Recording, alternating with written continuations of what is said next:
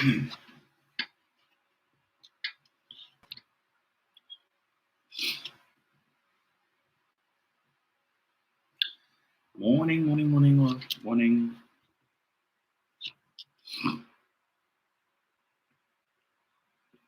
See who's on here. Morning, Roxanne. Roxanne, where are my brooms? I'm not seeing my brooms. Morning to Neil Francois, always present. Thank you, sir. Dish Rubin, morning. Arlene Lewis, morning. Cheryl Pascal Manswell, morning to you. Shah, morning. Ria Ed, morning. Carol Boyce John, 123, morning to you. And Il Tipin, morning. Morning, Deborah.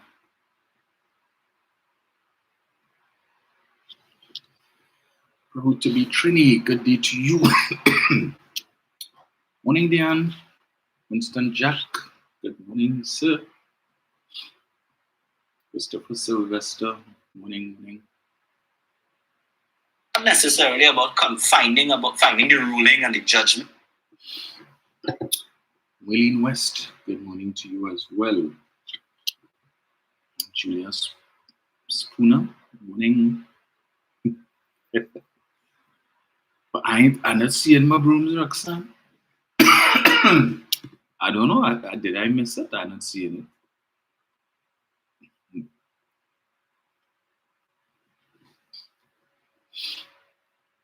Duncan, morning. Alison Rogers, Joseph, morning to you.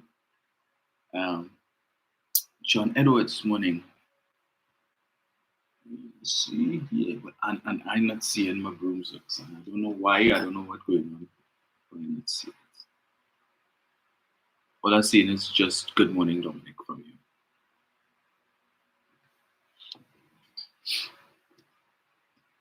Ruth Fronten, morning. Joy Ragunanan, morning to you.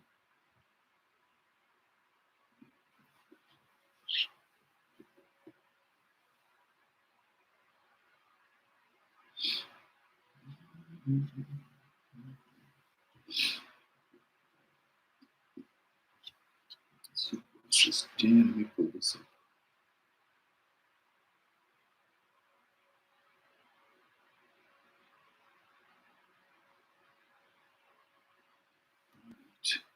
Gillian Jackson, morning to you.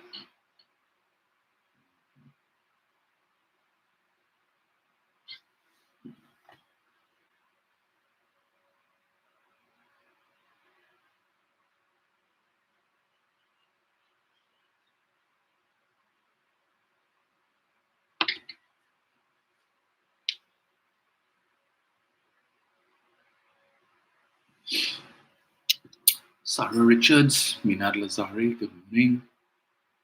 Eden Thomas, morning, Carol. How was the weather for you this morning, Carol? Hazeland, morning. Anton Batiste, morning. Yeah, I didn't go to Panorama, Carol. Yeah, I had some stuff to do on Sunday, but I survived last night. Last night was the preliminary and semi-final round of Extempo. So I was a judge for that. I know I did tell you all, depending on what time I got home, I may or may not have been able to do the live this morning. So I got home after 1 this morning. Last night was interesting. And so I think the finals would be next week, Wednesday, on Kaisorama at the Savannah next week, Wednesday. So if you have time, come on down to the Queen's Park Savannah and you can take in the finals of the National Extempo Monarch competition and also the freestyle competition. I met a couple of people last night who take in the live. So it's always a pleasure meeting folks who appreciate what we do here at debunking and also facts as common things. Deborah is asking what are you doing about Frank C. Prasad and his ruling. Haven't had an opportunity to take that in yet, but I will do so today and give my 2 cents on it. Rude. Morning, Rena. Morning. Right. It's already 6:40. So let me get into it. Let me see here.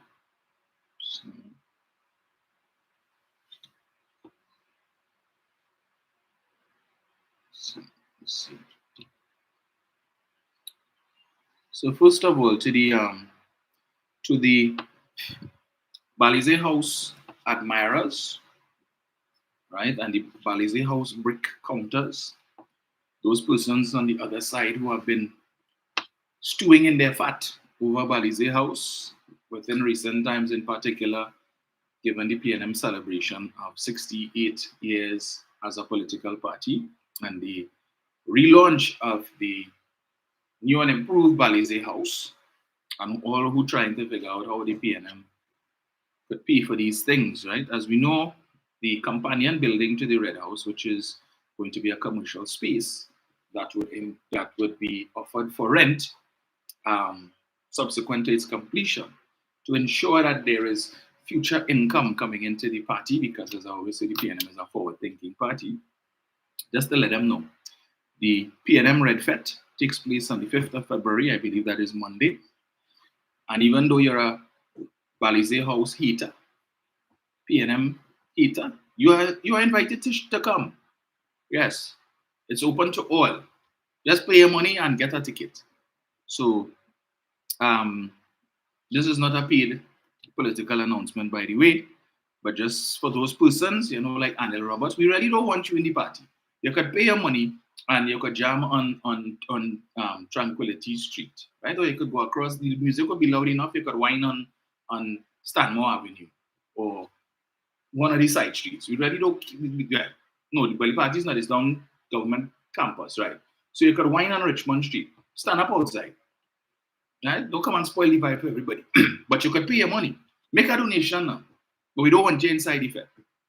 Okay? Please walk with your cooler, and you and the rest of the heaters, or you could balance all yourself on the pavement on Richmond Street. You could go across by the parkade, take up space there. I'm sure the music will be loud enough for you all to hear. Wine and jam. And they have a stellar cast of artists. So get ready to paint the town red at the PNM Red Fete, coming to you on February 5th at the Government Campus Plaza. This is the fete you can't afford to miss. We're bringing in an all-star lineup featuring Patrice Roberts, Nadia Batson, Michael Teja, and many more. Dance to the rhythms of the 18 band, Delina Dan and Big Band Karma. And let's not forget the unstoppable energy of Marshall, Ding Dong, Super Blue, Iowa George. Well, I know Darian Marcel is definitely not going to that. To keep you grooving all night long. Grab your tickets, $400 general, or go all out with our all-inclusive pass for $1,500. Tickets are going fast, so hurry up to get your ticket to our ticket outlets listed on the poster, or you can contact 625-1534 for further information. So don't miss out on the ultimate fete experience where the vibes can't done. Save the date, get your squad, and let's make memories. PNM Red Fete 2024. Yeah, so all of them who passing every day and trying to count how many blocks and how much that costs, trying to their quantity surveyors and so on, and put price on the renovation. Yeah, PNM Fete. This is one of the many fundraisers that the party has in order to be able to fund initiatives such as that, right? So maybe that other party, you could take a page from the PNM book. Never mind the fact that, let me put this up. Give me a second. Let's turn this off.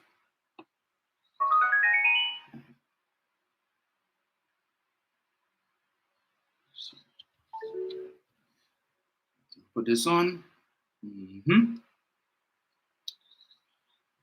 We'll just get this here. You see, when the PNM hosts a fete, we actually use the money for that purpose. Right? Unlike other people who in the past would have hosted fetes as well, under the guise of raising money to build a headquarters, and they still rent it. In fact, I see the building that they're renting from now, one of the floors, the upper floors, is now being offered for rent. Apparently because maybe they can't afford the whole building anymore. That's long. Let me get this here for you. Let's see. Right. Maybe you all might have. Yo, this is your boy Hitman, and it's all about the 19th of August. Fun Fest, Cooler Fest. Check, 1, 2. Hey guys, what's up? It's yours truly, Vishan Mohammed. And you see this Saturday, the 19th of August, it's all about Fun Presents Fun Fest at Fun Splash in Baby. Yes, guys, we're gonna have Ravi, Nishabi, and the big band Carnival. Along with many big artists like Amit Suknana, Tim Lata Dial, Anthony Paxson, Vishan Mohammed, and that's just to name a few. You know why? Because we're building UNC. Oh. Live entertainment for all your favorite superstars. Young Kia and the band featuring Ivan Shaker, Black, Niger Romance, coming all the way from Suriname to perform for you. Mr. Chris Ramkilawan, come out for a day of fun and entertainment. Remember, no class bottles allowed. When it comes and support, we're building UNC. Oh, love you. That was an ad for a fundraising fete that the UNC had back in 2017. We are now in 2024. 7 years ago, they had this big fete. They bring artists from all the way to Suriname. You heard in that ad, right? Stellar cast, all them big artists they had come out because come out and support. We building UNC home. 7 years ago, how much money that fete raised, right? Where they home? They build it. They buy any land, anything. Where that money went? PNM Red Fete Monday. Right? That money will be going into completing the companion building to the Balize House. And I said, maybe they could take a page from the PNM. You don't have the PNM membership now asking, well, where the money gone? I pay my membership dues every year, but I'm not seeing where the money going. I went to the September fair for the last so many years. I buy a ticket for $1,500. Where the money gone? I don't know. PNM supporters not asking that question. You know why? Because we see where the money going. We see when the welfare committee, under the leadership of the welfare officer Maxine Richards, when it is that they're doing things back to school, when they have the back to school activities, and they're providing book bags and stationery and other things for the children, the money goes there. Christmas time and other times when they give out hampers and so on, and you see room full of hampers and all of that, that is where the money goes. So PNM membership don't have to be asking where the money gone. Unlike the former UNC treasurer, where is it? Yunanan Prasad, November 30th, 2020. Recently, I noticed that the UNC's headquarters was in a rented building. When I was treasurer of the party in the late 1990s, Basdio Pandey wanted to build a UNC headquarters, and I started raising funds towards this effort. The first project was a 20-car raffle that made around $9 million, which was deposited at Scotiabank in Cuba. I am now wondering what happened to that money, which was enough to go a long way towards that effort. Where all that money gone? Can the leadership of the party answer, or maybe Basdio Pandey? Waiting for an answer patiently, so says Yunanan Prasad. That was November 30th, 2020. So since the late 90s, they earned $9 million. Add that to whatever money they made from that fete, the promo for which I just played back in 2017. We know subsequent to that, they had Dollar Fete, Choker Fete, and all kind of other fete, right? And then at one time when they had Mr. Warner as financier and Jack was pelting money left, right, and center. Money was sharing like that, millions upon millions of dollars. And they still don't have a home today. Still knocking from pillow or pillar to post. Yeah, we'll see how long they will stay in the accommodations that they currently have. Study all your business. The membership of that party, you all should be asking these questions. Where the money gone? What all you spent it on? Because we ain't seeing it. PNM membership don't have that problem. Because we seeing it. And all you're seeing it too, and all your vex. All you can't even manage your own internal finances. Thieving from yourself, but want to come back into office and tell us that you are the better option and you all know how to manage the treasury, and you can't even manage the UNC bank account. Your membership not asking for accountability with the monies for the party. Far less. Right. Anyway, enough of that. Enough of that. So I have not had occasion yet to listen because I was preoccupied last night, so I wasn't able to look at the anti-crime talks. Before I get there, I see that one of the two men whose name has been on the lips of citizens for the last 20-something years in respect of the Piako International Airport has passed away. One Ish Galbaran Singh, one half of the pair of the two men who were fingered as being the masterminds behind that most corrupt project, unfortunately, has passed away. And I use the word unfortunately, and I don't mean to be facetious. It's unfortunate for his family that he has passed on. From my reading, he was suffering from cancer for the last 4 years. But it is also unfortunate for the citizens of Trinidad and Tobago that justice was not served. That for the last 20-something years, Mr. Galbaran Singh, although being unable to leave Trinidad and Tobago, would have lived, I suppose, a fairly comfortable life, at least for 19 of the last 23, because I suppose his struggle with cancer would not have been nice, but it's unfortunate. He has passed on, and whichever way you want to look at that misfortune, well, but condolences to his family, nevertheless. So that is one less name we will be hearing about in our quest for justice with respect to that project. So it's just Steve left now. Steve and no young man. So we will see how that goes. If this drags on for another 23 years, well, we will be, no doubt, also offering condolences to his family prior to any justice. Yeah. But anyway, we leave that there, So, but I understand. I saw that the Doglaya post up because apparently the morning issues passing. The Doglaya politics, and Roberts, I noted on his Facebook page, he put up, rest in peace. Just let me get it here. Right. I don't want to misquote it. He says Baz, Faz, and Ish. So that's Baz Diopande, Fazal Karim, and now Ish. Rest in peace. It appears to be praying hands or the high five hands, I don't know. Yeah, but unfortunately, yeah. Okay. So, another interesting development. As I said, I didn't have opportunity to look at the anti-crime meeting last night. But from what I've seen, noticeably absent was Gary the Great. I have seen many pictures shared on Mrs. Prasad Bisessa's Facebook page, but I'm not seeing any with Mr. Griffith. But I noticed now that Johnny Abraham, like, he get promotion. So he moved from the audience to the stage. So they give him a seat on a chair on the platform. So he was an official speaker last night because they were so pleased with his contribution at the last, and well, the first crime talk that they had. That they said, nah, boy, Johnny, we need you to come up on stage. No more hiding.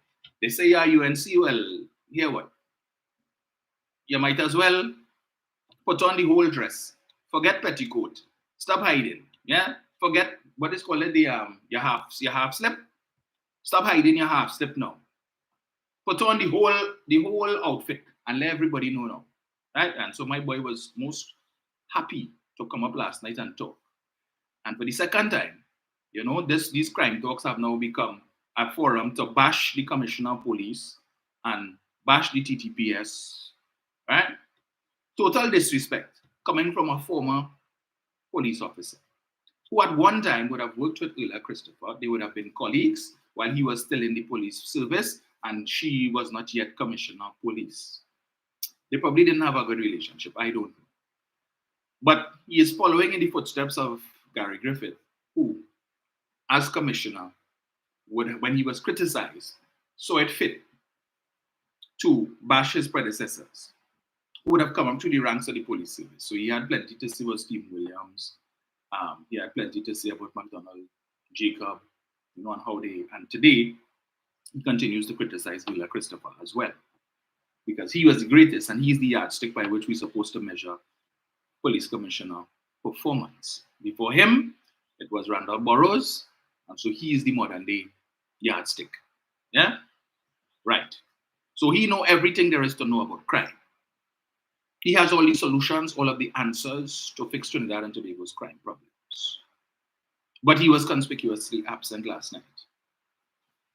Interesting development. To me, it speaks volumes. So I'm reading here from the Facebook page of Gary Griffith. National Transformation Alliance Media Release, 29 January 2024. NTA to launch the Journey to Transformation with the hosting of a series of solution-focused anti-crime conversations.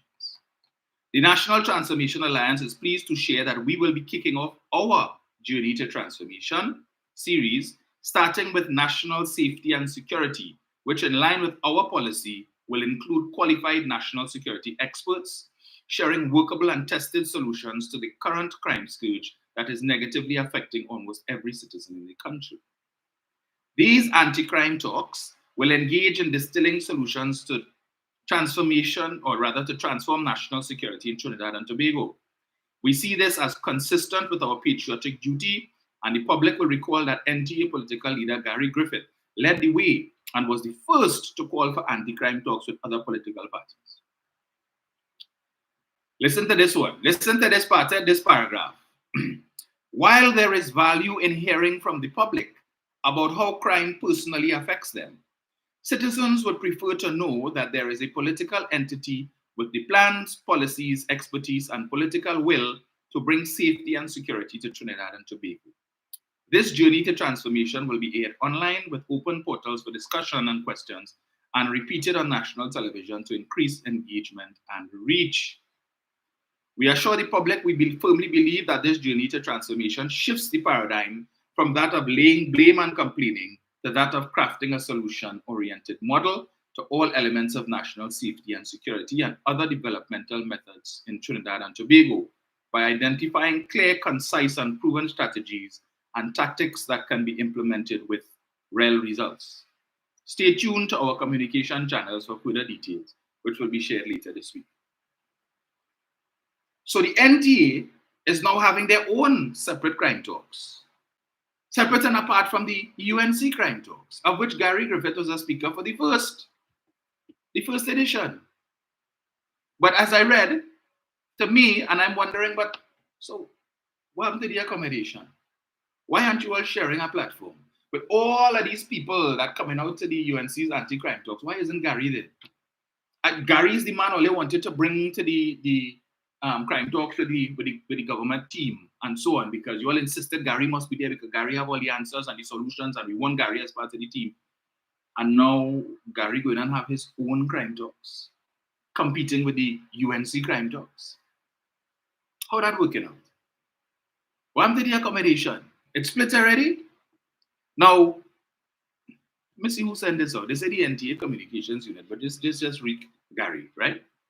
Because clearly, if you read this, you will realize they're pelting a jab at the UNC. Let me read this again. While there is value in hearing from the public about how crime personally affects them, citizens would prefer to know that there is a political entity with plans, policies, and expertise, and the political will to bring safety and security to Trinidad and Tobago. The UNC crime talks, the last one that they had, and again last night, they bring in people, opening the floor for people to come and talk about how crime affect them. The guy who spoke about his daughter being taken and you don't know what happened to her, and so forth.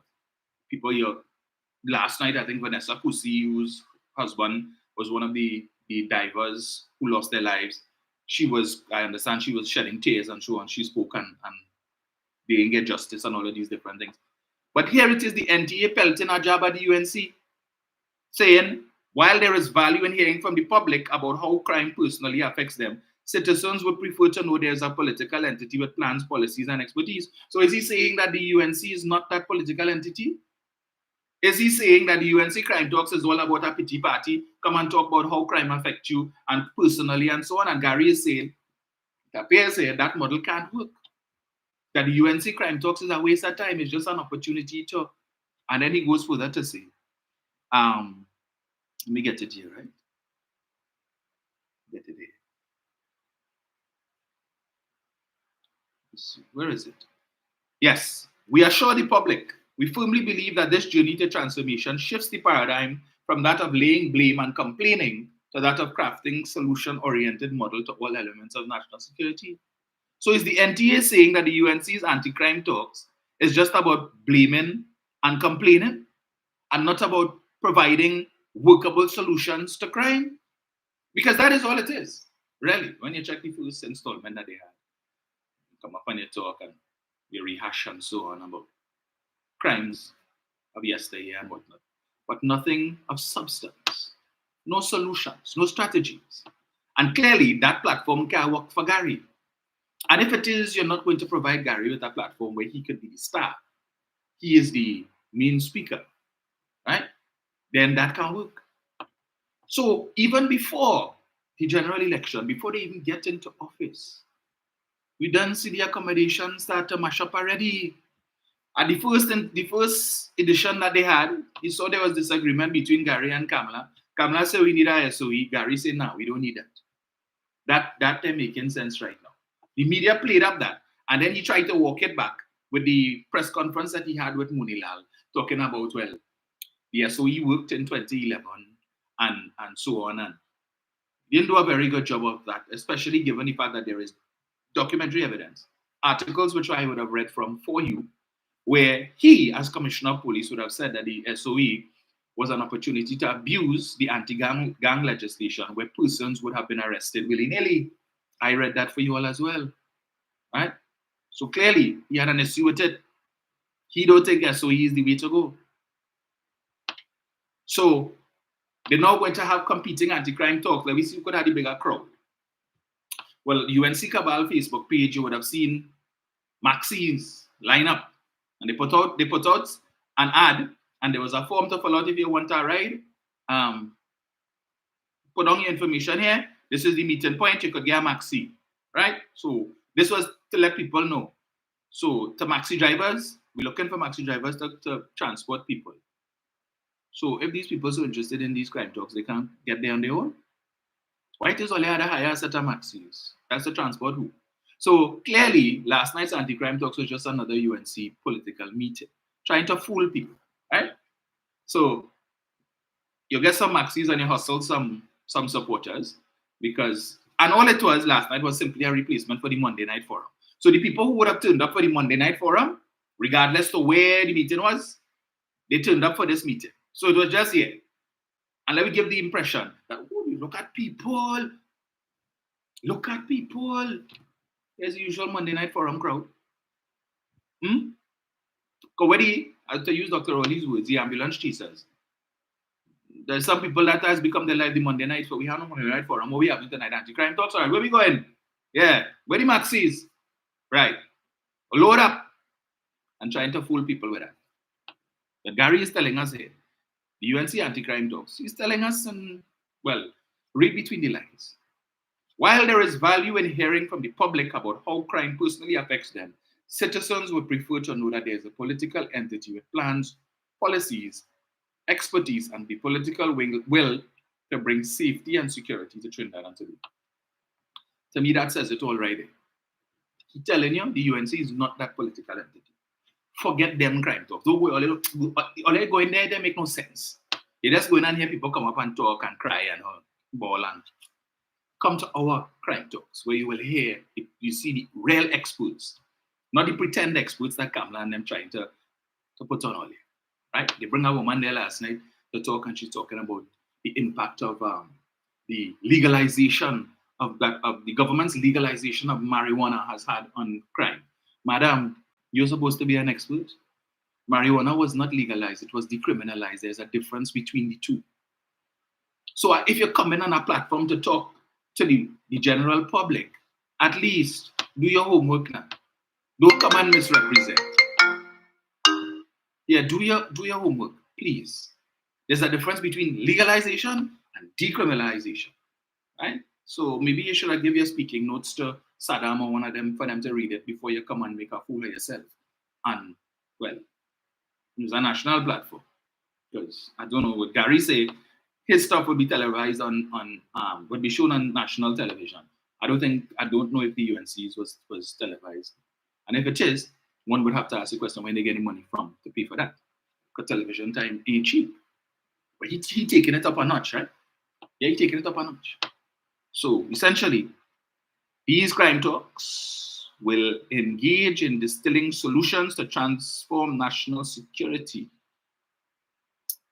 Right, starting with, right, that's not. Will include qualified national security experts sharing workable and tested solutions. So we're saying Johnny Abraham is not a qualified national security expert. Johnny is not sharing workable and tested solutions to the crime scourge, Gary.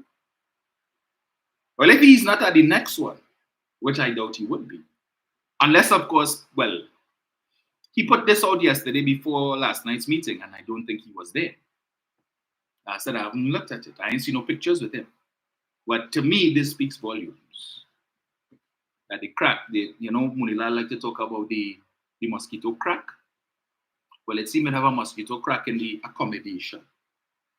But we will see how that will progress as we go along. Right. But, when it is, if the media decides to pick up on this and ask questions, so how come the NTA and the UNC are holding separate crime talks? They will give us a cock and bull story. Well, we're trying to cover more ground. So if the UNC is having talks and the NTA is having talks, we would have more meetings and therefore we would be able to reach more people. Why the UNC just can't simply have more meetings every week? So if the NTA having one and the UNC having one, let's say every week, so it's 2 per week. Why the UNC just can't have 2? You'll come together and just have 2 meetings in different places instead of having it on separate platforms. Because now the people say, well, what you want to go to? Well, I don't know when the UNC Monday night I tired and not to go Gary on Thursday night there's pressure. Or Gary on song in a little better. The speakers in Gary meeting a little better than in Kamla on. So I feel like going Gary on. Competition. They can't even run an accommodation properly, but they want to run the country? Right. Right. Well, as I said, we will see how that will progress. So, let me get here this other article. So, where is it?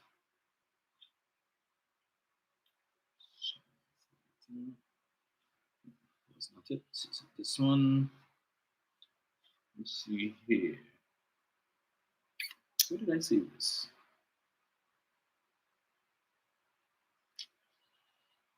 Just one. Where did I save this article? And that. Give me 1 sec, folks. Let me see if I find this. Okay, I'm not seeing that. I don't know. I know I saved it this morning. But it is, I think it's an article in today's Guardian where Johnny Abraham is taking a swipe at Ulla Christopher. Again, talking about, you have degree, but if you don't know how to use the degree and all of this. And he says 3,000 to 4,000 police officers. 3,000 to 4,000. This is Johnny Abraham last night, telling the audience, and by extension, the wider Trinidad and Tobago, that 3,000 to 4,000 police officers have said they can't wait for Kamala to come back as Prime Minister. 3,000 to 4,000 police officers. Now, if Johnny is to have us believe that 3,000 to 4,000 police officers said that they can't wait for Kamala Persad-Bissessar to come back, so that is more than 50% of the police service want Kamala Persad-Bissessar to come back as the Prime Minister of this country. It is cause for concern, if there is any truth in that. Because it tells me that if 3,000 to 4,000 police officers tell they can't wait, because I don't know when it is he spoke to this 3,000 to 4,000 police officers. And they say, yeah, why Johnny, we can't wait for Kamala to come back. We want the UNC. We fed up our Rowley and the PNM. Then to me, it says that is 3,000 to 4,000 officers who have the potential to sabotage national security in this country. Because if these 3,000 to 4,000 officers are loyal to the UNC, as Johnny has suggested, it means then that they would not put out the level of effort that is required to fix the crime situation, lest the PNM should benefit from it. It tells me, therefore, if Johnny is speaking the truth, that 3,000 to 4,000 police officers are prepared to do less, to give the bare minimum, are not prepared to go all out to treat with the crime situation in the hope that it would escalate to the point where the citizenry would be so fed up with the administration, the current administration, that they would be willing to vote for the UNC. Johnny Abraham needs to be very careful when he is making these statements, right? And I would like to think that Gideon Dixon, who is the head of the police social welfare, so would make a statement on that, right? Is it that this information came from that camp? How many members? Well, you represent the whole police service. But perhaps Johnny should share with us how did he get this information? Did he speak personally to 3,000 to 4,000 officers? Or is somebody who is representing the 3,000 to 4,000 officers who can't wait for Kamala to come back, convey that information to him? Now, Gary Griffith should also speak to that issue, because he is the one who always talked about, and police officers are not allowed to publicly declare their political affiliation and the like, yeah? Lest there should be the perception, if something happens and the response is not adequate, that it cannot be said is because it happened in a PNM constituency and the officer is UNC, and therefore he didn't do his job. So Gary, you always said, well, while he was commissioner, remember this guy, Dwayne O'Connor, when he decided to throw his hat in the ring to contest a local government district seat for the PNM, and he was suspended, right?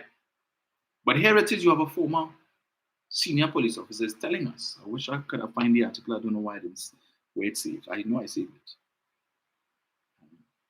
it. Anyway, Can't do 50. See how that goes. Yeah, he is saying 3,000 to 4,000, more than half the population of the police service is loyal to the UNC. I am concerned about that. I am very concerned about that. Right? Because then that would speak volumes as to the low crime detection rate. That these officers rock back and say, we ain't doing nothing. Yeah, let the crime may go up.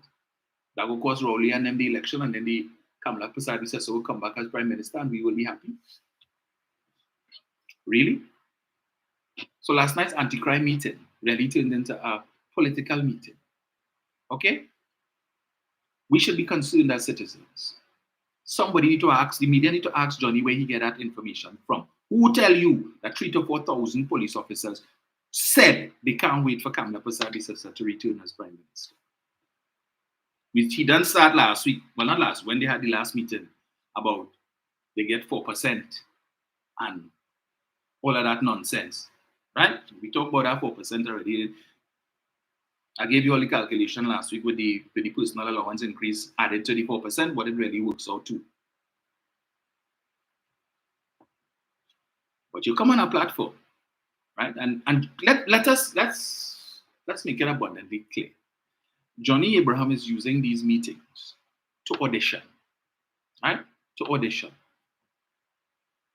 Such that if the UNC were to get back into office next year, he would be at the top of Kamala Prasad-Vissa's list, perhaps for him to be minister of. Remember, she said, make up prime minister, and there will now be not one, 4 ministries to deal with crime. National Security, Ministry of Defense, Ministry of Home Affairs, Ministry of Justice, right? 4 ministries. So that's, right now, you have 1 minister dealing with, but she's saying, put me in office and I will hire 4 ministers. That's 4 separate salaries to be paid. But the Treasury of Trinidad and Tobago has to foot the bill for 4 ministers to deal with crime. 4 ministers who can now take big loan from the parliament to buy fancy cars. That is 4 buildings at least that you are going to need to rent for office space for these ministries. To put money in the pockets, on whose pockets? Where are these ministries going to be located? In Central? Who are you renting from? Is it that the financiers who own buildings whispering in your ears and telling you, yeah, what? That is a good idea, but you need to decentralize. Move out of Port of Spain and come in Central. We have buildings to rent. take the money from the 1% and put it in the pocket of the 9%. The days of renting from Paris and them over, you need to come in Shogunas and rent from us.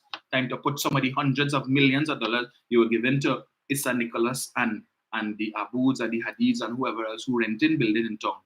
Come Shogunas. 4 ministries. That's just that, right? Who knows what other crazy ministries she would want to bring back, like the Ministry of National Diversity and Social Integration. What the hell was that? Anybody could tell me what that ministry was about? Ministry of National Diversity and Social Integration. I think that was the name. Ministries like that. Ministry of Science, Technology and Tertiary Education. The Ministry of the Environment and Water Resources. Pull that out from public utilities and create a separate ministry. Did we benefit from that in any meaningful way? Today we just have the Ministry of Public Utilities, so environment and all them things going back where it was before. Right? Before, where it was located, before Kamala decided to extract it to create additional ministries for the boys. The largest cabinet in this country's history. Right? Under Marvin Gonzalez, more wells. Wassa has dug more wells under Marvin Gonzalez than probably any other minister. So when Ganga Singh was sitting in the office, ably assisted by Ramona Ramdial as minister in the Ministry of the Environment and Water Resources, they build any wells like that? They dig any wells like that? The amount of booster stations that Marvin Gonzalez has commissioned since he has become minister, all over the place. When last you hear protests for water? Every day, you're reading, you're hearing, booster station, hundreds of thousands of people benefiting either from new wells. Over 150 new wells have been dug in the last 3 years or so, improving the water supply, tapping into water resources that existed before that were just there. Paramin saw something there last week where they're supposed to be now moving from getting water. And I know there were some challenges up on that side, but from 24/1 to 24/7, right? Without we having a separate ministry that dealing with water resources. A whole ministry dealing with water resources and people were still bawling for water in 2015, 2016, 2017. But put her back. And she needs to create a whole separate ministry for that. To do what? But don't know how much money this government spending to rent building and rent building. For every ministry, you need a permanent secretary and a deputy permanent secretary. For every ministry, you need vehicles. Right? Don't forget that. You need vehicles for all of these ministries. So who line up? Who selling car? Yeah, when they create ministries, don't worry. Come to us. Lease vehicles. Come and buy vehicles. That's where you should spend the public money. And only clap for that. And supporters of that party, only clap for that. Bunch of jokers. I don't know where it is, where this thing is. But it is laughable, Trinidad and Tobago, that some of the biggest criminals in this country hosting crime talks. Some of the biggest criminals hosting crime talks. Irony of ironies, right? You have a man who is the chief whip on $1 million bail, but you want to come and talk to me about crime? As if the only crime there is murder. The only crime there is home invasion. The only crime there is rape.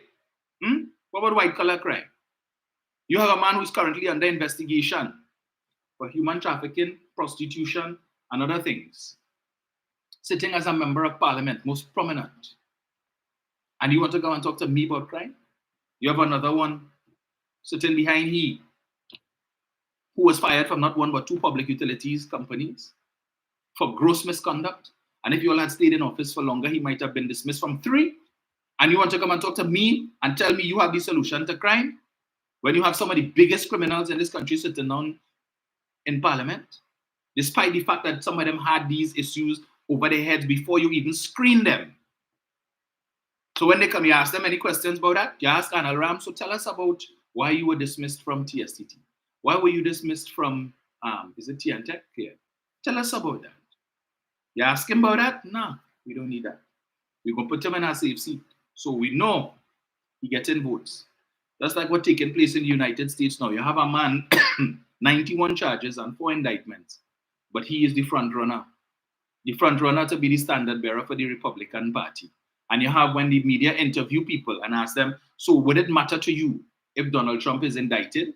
Well, not indicted, is convicted? No. Would you still vote for him? Yes. So does it matter to you that the member of parliament for Cuba North is the subject of a police investigation for serious crimes? No. That is who the UNC put up, and I have faith in the leadership of the party. And if the leaders say she good with he, I good with he too. So you have no comment to make on what he's accused of? No. Now, if it is a PNM MP had been accused of the very same thing, would you have been at the same view? No. You would have demanded for them to step down, right? Until they can step down and clear your name. Yes. But you're not applying the same yardstick to UNC MPs. No. And we're supposed to entrust these people. You know what's the sad thing about that? Those people could vote. They have the right to go to the polls whenever the election is called and stain their finger, ram their finger in the ink up to their shoulder to vote for that. And they want to tell us about crime. I'll play something for you. So let me get it here. I'm going to show you all an example of the hypocrisy of that party. Very good. This one.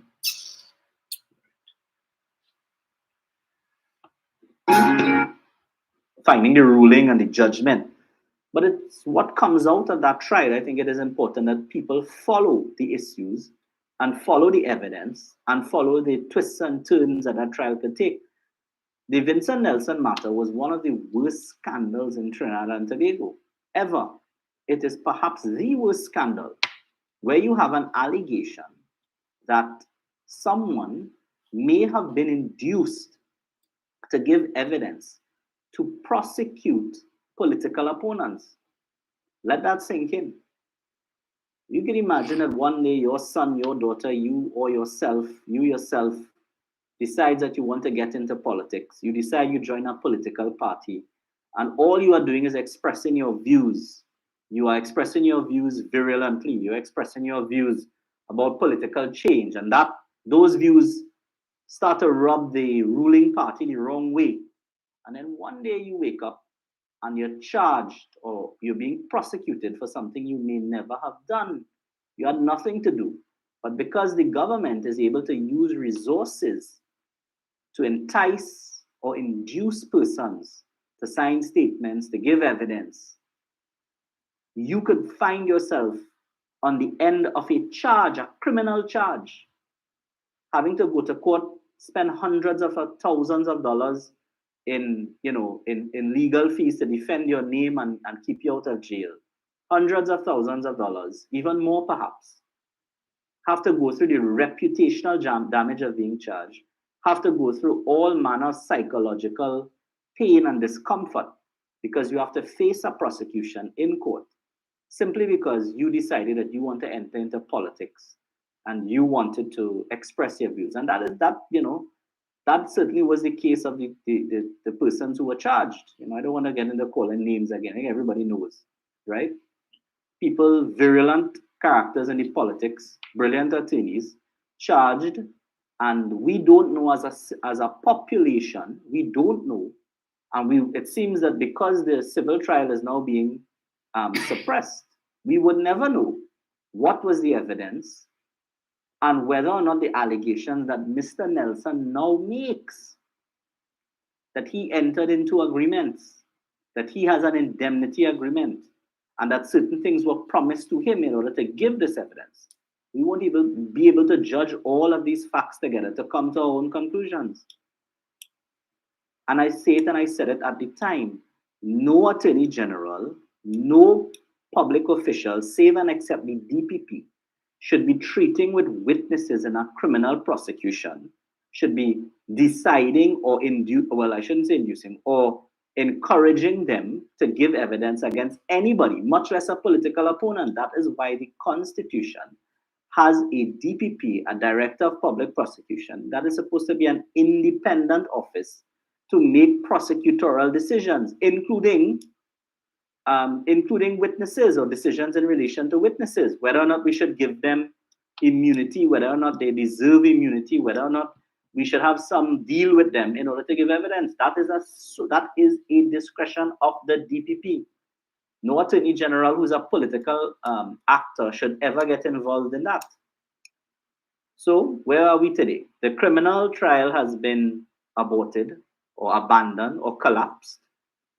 We have a civil case going on where they said Mr. Nelson is suing the state for millions of dollars because he is saying that there was a breach of an agreement. He got into an agreement to get certain things. He entered into agreement to get certain things in order to give evidence. He gave up certain things in order to give evidence. He entered that agreement apparently with the Attorney General's office. Craziness. That is something that the public should be able to view and scrutinize. And what is even worse than all of this is that apparently Mr. Nelson is the one, or his lawyers were the ones that applied for the matter to be sealed, hidden from public scrutiny. It has come out, according to Mr. Nelson, he says, well, he didn't give those instructions, and the new attorney sought to lift it, sought to allow the proceedings to become public. But the Attorney General has opposed that. So it is the Attorney General's office, one would think, should be fighting this trial in the open to exonerate their name and reputation. But it is that office that has opposed the public viewing or the public scrutiny of these proceedings. Why would someone not want proceedings involving them to be in the public domain? Especially if there is no criminal proceedings. You see, it's one thing if you have criminal proceedings pending. If you That's UNC attorney Kyle Taklalson, right? He's supposedly one of the great lawyers in the UNC, because they love to say the UNC have the best lawyers. And they're only having crime talks. You heard what he just said there, how he characterized this whole situation with Vincent Nelson and whatnot. There's a saying, pissing in your face and calling it rain. These guys have taken it a step further. They're not rubbing feces in your face and telling you it's cold cream. Right? And you see, this is the problem I have with that party. The facts are out there for the public to see and to read and to digest and come to their own conclusions, right? But you come in to tell me, you as a prominent attorney and a possible future minister in a UNC administration, coming to tell me and the population that the government or agents of the government paid a man, induced a man to lie on two of their political opponents simply because they were criticizing the government and speaking about issues virulently. And because the government couldn't handle that, they went and found a man somewhere, offered to pay him millions of dollars so he could sign a false statement, making untrue claims, and so that you could charge these men for false allegations, right? That's what he's telling you. Kyle Taklalson. You know what's sad about that? Proceedings pending. Mr. Taklalson is a trial attorney, right? Criminal lawyer. He is well acquainted, intimately acquainted with the investigative process. I don't know if it is he ever passed through the DPP office, because it seems a lot of them in the UNC would have passed through there. So they understand. They would have had the opportunity to view a police file that is sent to the DPP's office for the DPP to review, to decide whether to give instructions to charge or not to charge.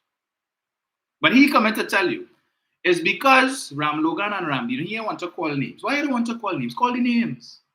Call the names. We know who it is. Yes, well, we know. Well, then just call the names. He wants to tell you that it's because Ram Logan and Ramdean were speaking out against the government. And they were doing it in such a virulent way. And these are prominent attorneys and so on. That the government couldn't handle that. And they decided to break the law, to engage in a conspiracy, to frame these men.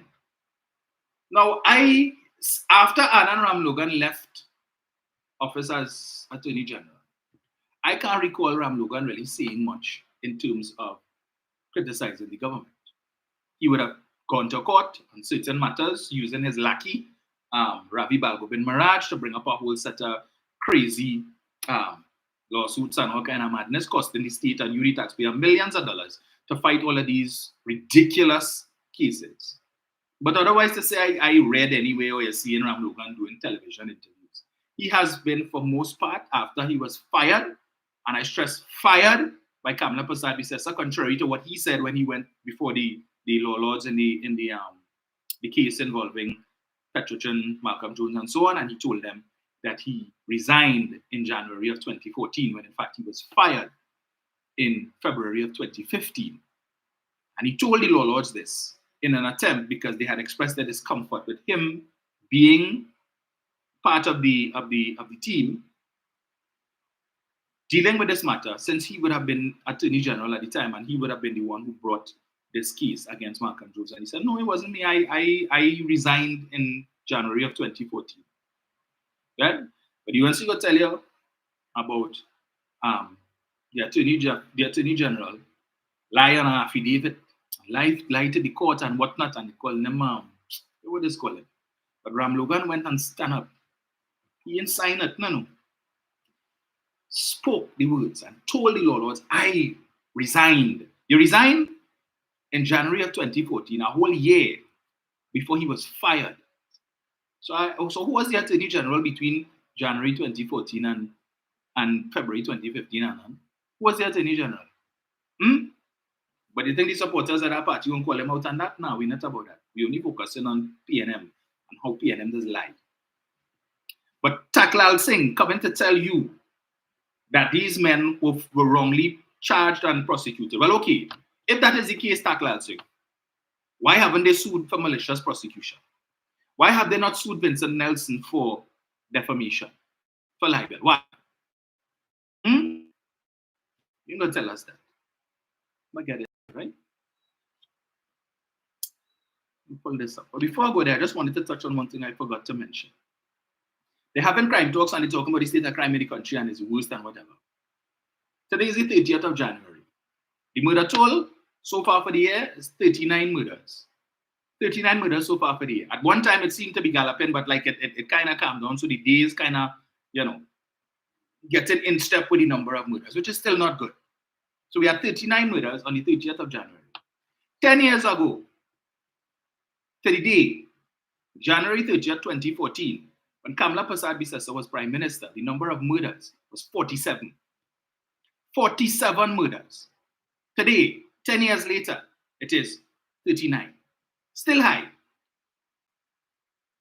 But the tally under her, in the year before an election, the January before, 2 Januaries before election year, it was 47, as opposed to 39. But they wouldn't talk about it. They like to quote statistics and data. Well, quote that now. Quote that. They should, last night in your anti-crime talks, Abraham should have got up and mentioned that. Talk about the statistics to say that 10 years ago, since 3,000 to 4,000 police officers can't wait for Kamla to come back as Prime Minister. Right? Remind them of that. Poll statistics. They love statistics. Every time they need to vote on a piece of legislation designed to treat with crime, they always come in, we want the data and we want the facts and we want the statistics. Well, that is statistics. That 10 years ago under her as Prime Minister and under, well, I can't remember if it was Gary or who was the Minister of National Security at that time. Which of the 5 of them was there? It's probably Gary. Probably Gary. I think Gary served for 18 months or something. So 30th of January, 47 murders. 10 years later, 30th of January 2024, 39 murders. But under them, less is more. Right? So 39 is more than 47. So we ain't talking about that. So crime wasn't bad under them. They would have you believe that when Kamala was Prime Minister, oh gosh, that was a veritable utopia. We had no crime at all. Everything was good. Everything good. Everything good. Right? But 47 versus 39. You think they're happy with those statistics? But if it was 60, in fact, last year, at this time, it was 59 murders. So with 20 murders less this year than where we were last year. They ain't quoting them statistics. But I bet you if it was 70 murders, you would have been hearing it. All of them. You would have heard how many, every speaker last night would have talked about that. You would have heard Gary talking about that. They would have called press conference to talk about that. It is a record January. What is a record? 20 murders less this year than where we were last year at the same time. I think last year was a record. Right?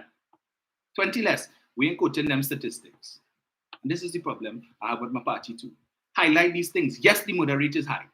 Yes, it's unacceptable. But these little things, these little gains are things that you need to highlight and shove in their face. So when they want to quote statistics, talk that. What has led to that? It is a reduction, nonetheless. Because when it's above, they like to talk that. They will highlight these things, but wouldn't highlight when it drops. So last year we had less than what they were hoping for. Less than. They want to talk that. But let me just come back quickly to Mr. Nelson in the interest of time.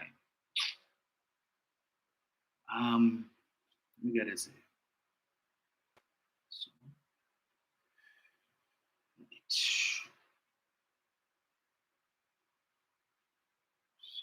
just give me 1 second. Let me pull this up here, right? This is the last thing I will treat, but I wanted to touch on Crocro too, but Ole had to forgive me. I probably need at least a half hour to talk about Crocro. I ain't have time. I wouldn't have time this morning. We will deal with Crocro on Thursday. Let me read the judgment.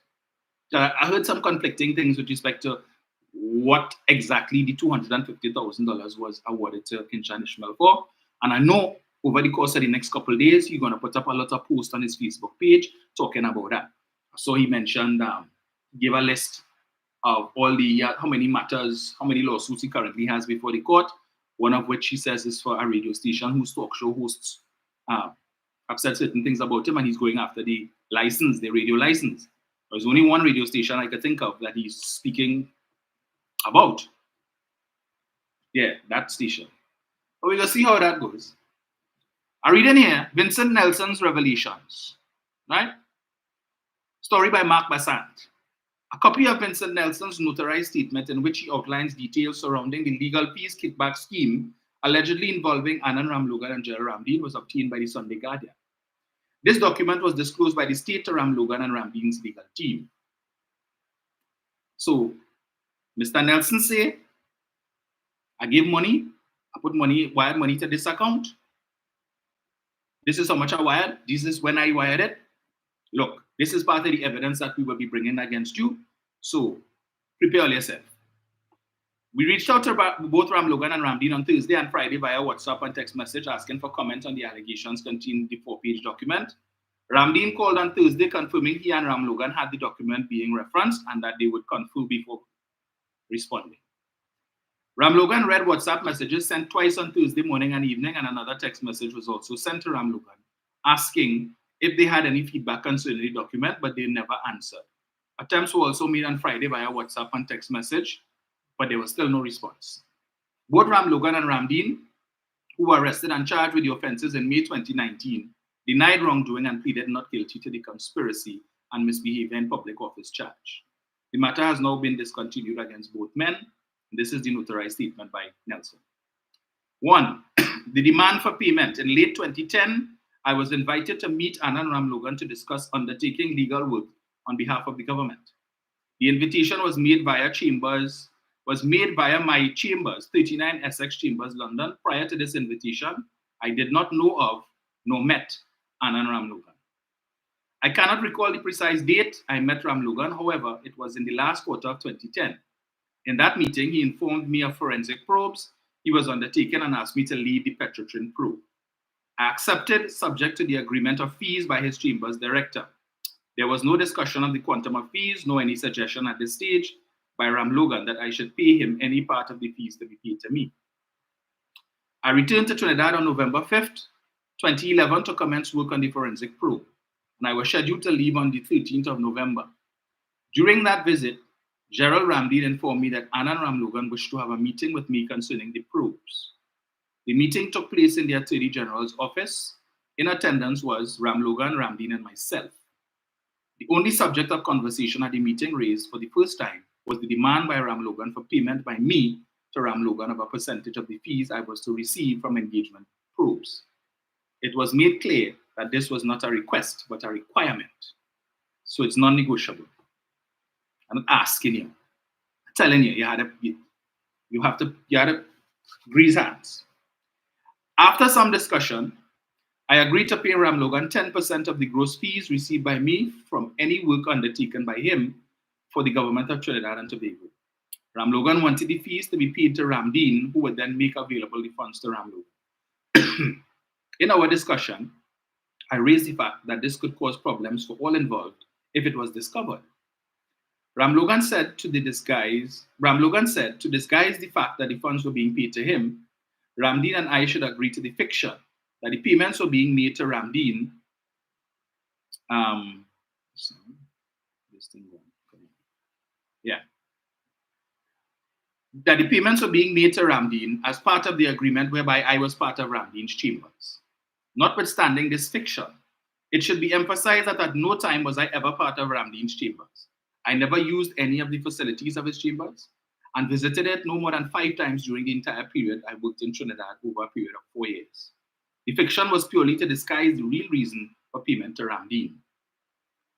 Payment to Ramdeen's bank account. All payments by me were made to the following account and the account number listed of Gerald Ramdeen and other pertinent details.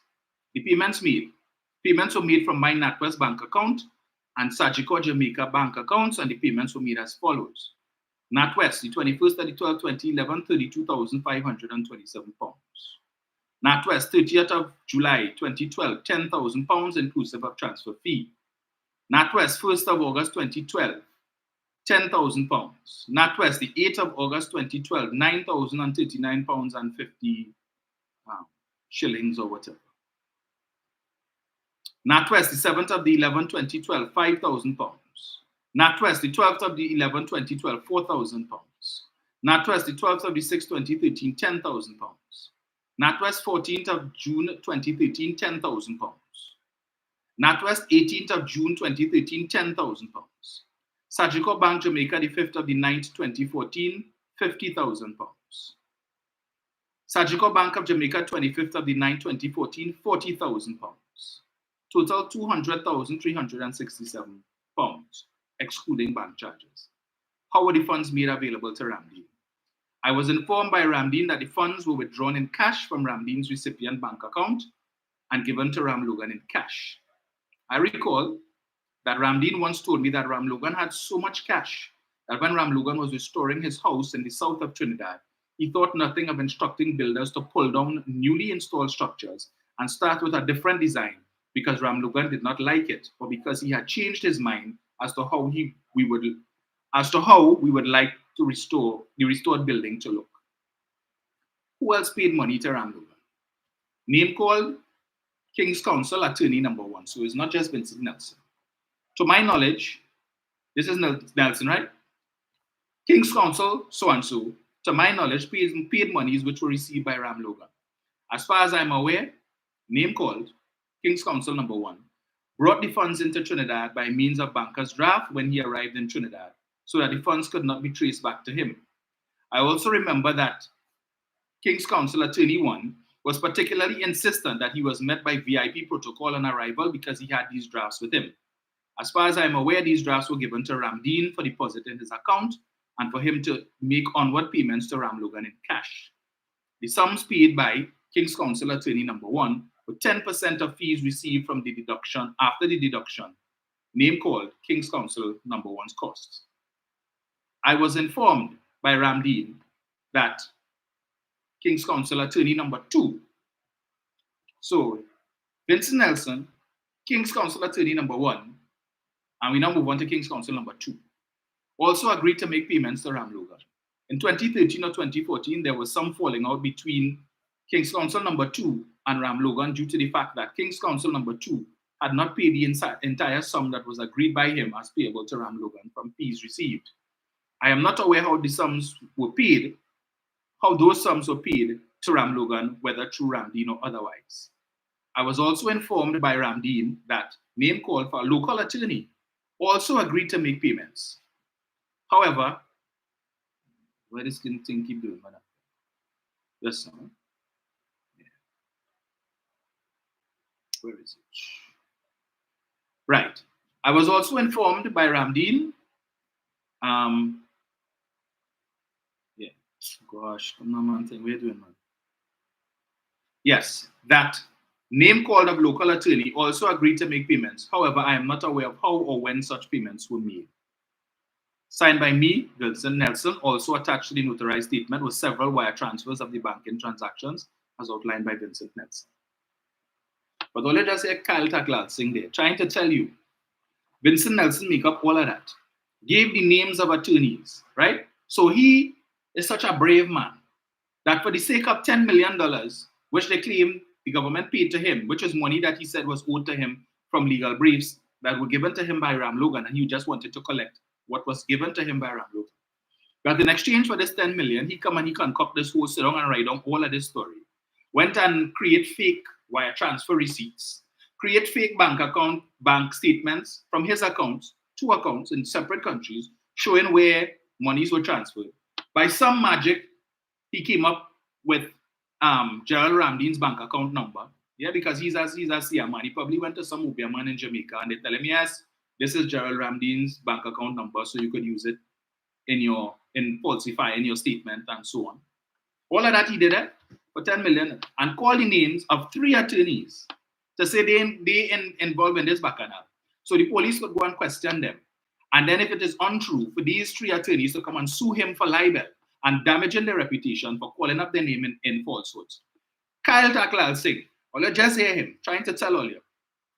All that was done because the government vexed because Gerald Ramdeen and Anand Ram Logan were saying things about them that they didn't like. Every Monday night you have others, Munilal, this one, that one, by talking the government. How come they didn't set up them? You're hardly hearing anything from Ramdeen, but they decide to frame Ramdeen and Ram Logan. At the time, Ramdeen was a sitting senator. But Faris decided to go after them. And the people who were more vociferous in their condemnation and criticism of the government, you may try to set them up. And that is what Kylie Taklal Singh wants us to believe. Rubbing feces in your face and calling it cold cream. But want to talk about the state of crime in Trinidad and Tobago. Taklal Singh knows full well what the investigative process includes. That the police, as was the case with Ram Logan and the witness tampering matter, where the police would have gotten a warrant to serve on TSTT to get a readout of all Ram Logan's calls, to verify David West's statement that Ram Logan called him, to verify Gary Griffith's statement that Ram Logan called him, right? That is what is holding up the case today because Ram Logan say the judge who gave the warrant to the police, Gillian Lucky, had an issue with him because when something that transpired between them when she was PCA director and she had a vendetta against him and that is why she signed the warrant. And that is holding up this case. 9 years, 10 years now, 9 years. 9 years now, he charged, right? Mataka and heard yet. So in the same way, the police would have gotten a production order. They would have gone to Scotiabank, asked Scotiabank, we need to get statements on all Gerald Ramdeen's bank accounts, all. They would have gotten a production order and they would have gone to Ram Logan's banks to get bank statements on all Ram Logan's bank accounts, right? From the time the accounts were open to the present time of the investigation so that they could verify. Vincent Nelson say he paid this. Let us see if we could find this deposit in Ramdeen's account. Nelson say he paid this on this day. Let us match it up with Ramdeen's bank account to see if it is these funds went in there. Yes, we see in it. All right. Mr. Ramdeen, you care to explain? Mr. Nelson said he paid you this money. Mr. Nelson said he never did any work for you. He never worked in your chambers or so on. So could you tell us why Mr. Nelson would have sent this money into your account? But they're not only looking for that, you know. Having matched up all the deposits that Nelson said he paid to what they see in Ramdeen's account, they would be looking for other similar deposits to see if it had other lawyers who was doing the same thing and depositing money into that account. Because remember, Nelson mentioned 3 other attorneys, at least 3 other attorneys. So they're looking now, well, let me see, all right, we're seeing Mr. Nelson and tell us nothing about this. So it's not that 500,000 there, that wasn't Nelson. Mr. Ramdeen, you could explain this, where this money came from? You have any documentary evidence to show what it was for? Was a source of funds done for this? So the banks have questions to answer too. Because when you go to open an account, and probably this might have been a commercial account that Mr. Ramdeen opened, a personal account. They usually ask you, so what kind of money would be coming in? They want a job letter now. Your salary is this. Okay, so this is how much money we expect to see coming into your account every month.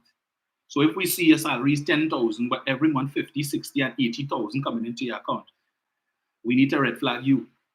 Because you gave us no indication at the time that you opened this account that this kind of money would have been coming in. Okay, maybe a circumstance change.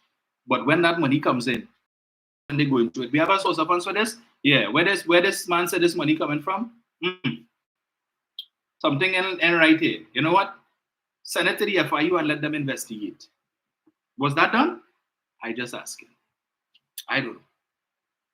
But the UNC must remember, when they want to talk about crime and accuse this government of presiding over the worst crime situation, one of the most high-profile murders that ever took place in this country happened under them. Dina Sitahal was ambushed on her way home, gunned down, right? And what was a well-planned, well-orchestrated hit. All the things that was done, right? We see they had cement in the van and all kind of thing to stabilize the van when it ran into her vehicle and all of that.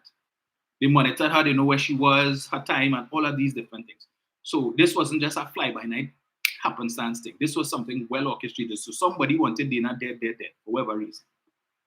Now we heard that there were certain linkages to Life Watch.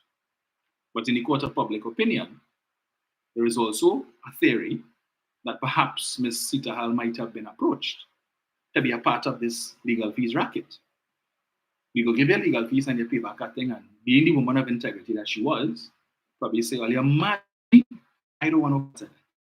And maybe attempt to soften up and say, but you know, this one doing it, that one doing it, this one doing it. She said, so how response was supposed to be? True. Well, if them doing it, I could do it too. But maybe she said, I couldn't care who doing it. I don't want no part of it.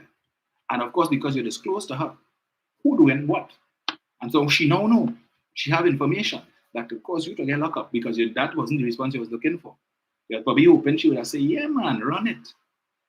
Because remember, she was one of the persons selected to be special prosecutor for the Vindra Naipo Kulman case.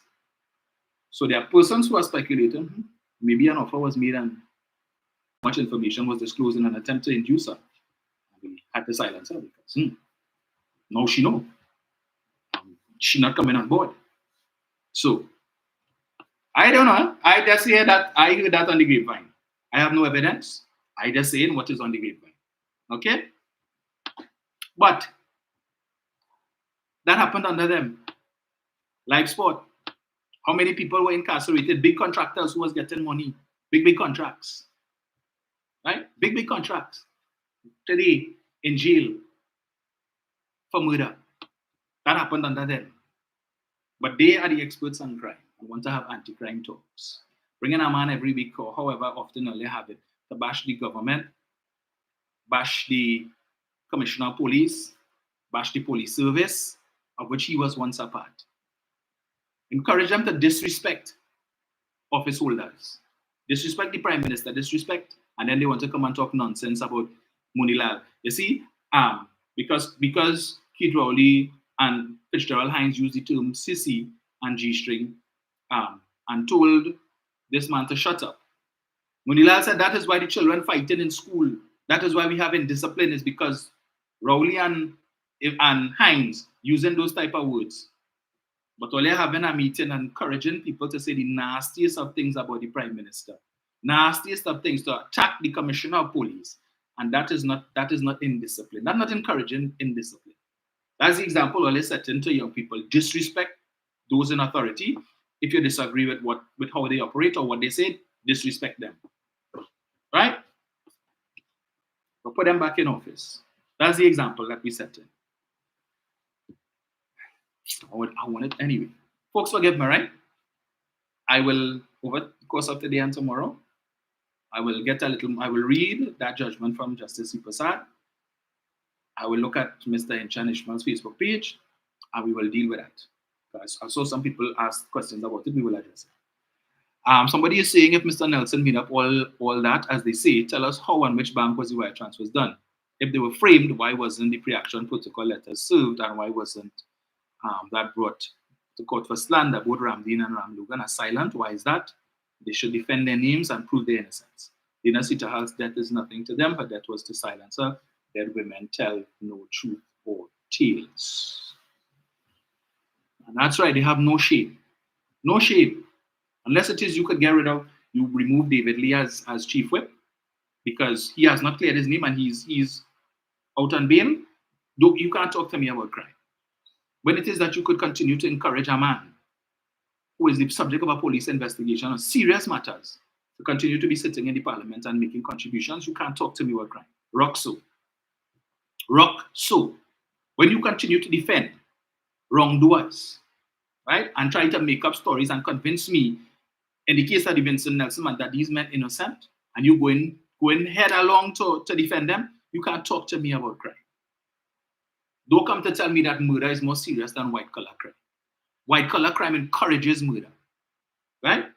Which possibly led to one of the most high profile murders in this white in an attempt, possibly. I don't know. I am just saying this is what is out there in the public domain.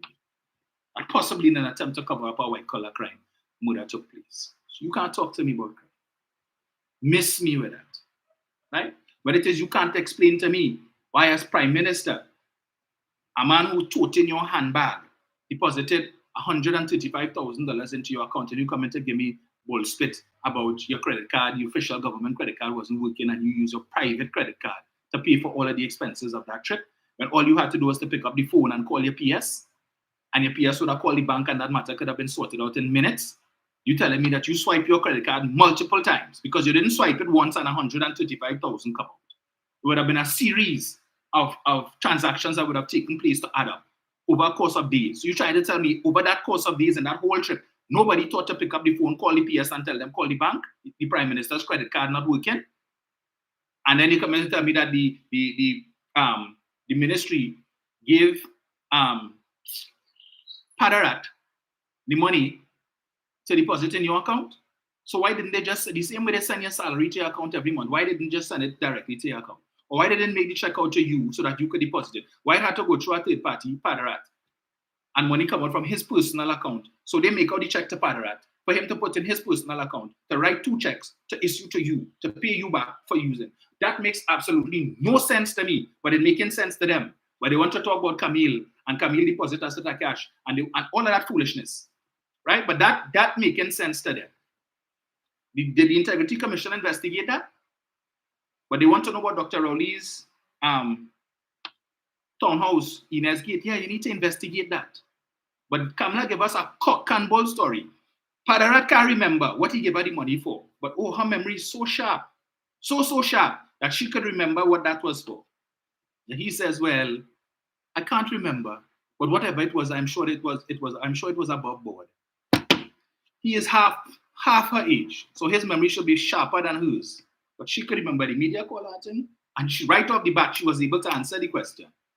But you write a check, 2 checks, totaling $135,000 to the Prime Minister, no less, and can't remember what you gave her that money for. Rubbish. Madness. Your salary, where that money come from, right? That is absolute garbage. Because if it wasn't your personal money and you would tell me you can't remember the ministry giving you checks totaling $135,000 to put back to reimburse the Prime Minister. The Prime Minister of all people, not your friend, not somebody down the road in the neighborhood, the Prime Minister. If I wrote 2 checks totaling $135,000 to Dr. Rowley, bet your bottom dollar 20 years later, 30 years later, I must remember. So miss me with that BS. You can't talk to me about crime. 7701763. But we're supposed to put that back in office. All these unresolved matters. Yeah, but put them back. One church workers, yes? They're not serious. But again, who's inquiring of the Integrity Commission if they investigated it? If it was Dr. Rowley, you wouldn't hear the end of that. We falling short. What we gonna do? We could do 7701763. I'm seeing someone here. What is his name? Sichandra Ramhit says, "Yeah, madness self raffle money bill Balize house." Sichandra, apparently you're now joining us, right? So let me enlighten you. Aside, you all had a raffle. Hold one sec, caller. Maybe you just joined the live. So let me enlighten you. The UNC had a car raffle. Yunanan Pasad only had a car raffle in the late 90s. 20 cars. The PNM only had 10 cars. You all had 20 cars. But all you're asking where the PNM get 10 cars from. But tell us where the 20 cars came from for the UNC raffle. You all raised $9 million and they built a headquarters. Let me tell you something. Sichandra, right? Monday coming is the PNM's Red Fete. That is an annual fete that we have, save and except when it had COVID, right? You are invited. Tickets are $400 general, $1,500 VIP. And more often than not, Red Fete sell off. Sichandra. The PNM has something called a September Affair, which is a gala dinner that we have at the Hyatt, and tickets go at a cost of $1,500, and it always sells out, Sichandra. Because contrary to what you all like to say, PNM people not eating grass. PNM people not suffering. Maybe you all suffering. We not suffering. You understand? And it sells off. So 1,500, multiply that by about 300-400 people, Sichandra. And this is an annual event that we have. We also had something called Buy a Brick, where we encourage the membership, Sichandra, to buy a brick, $5.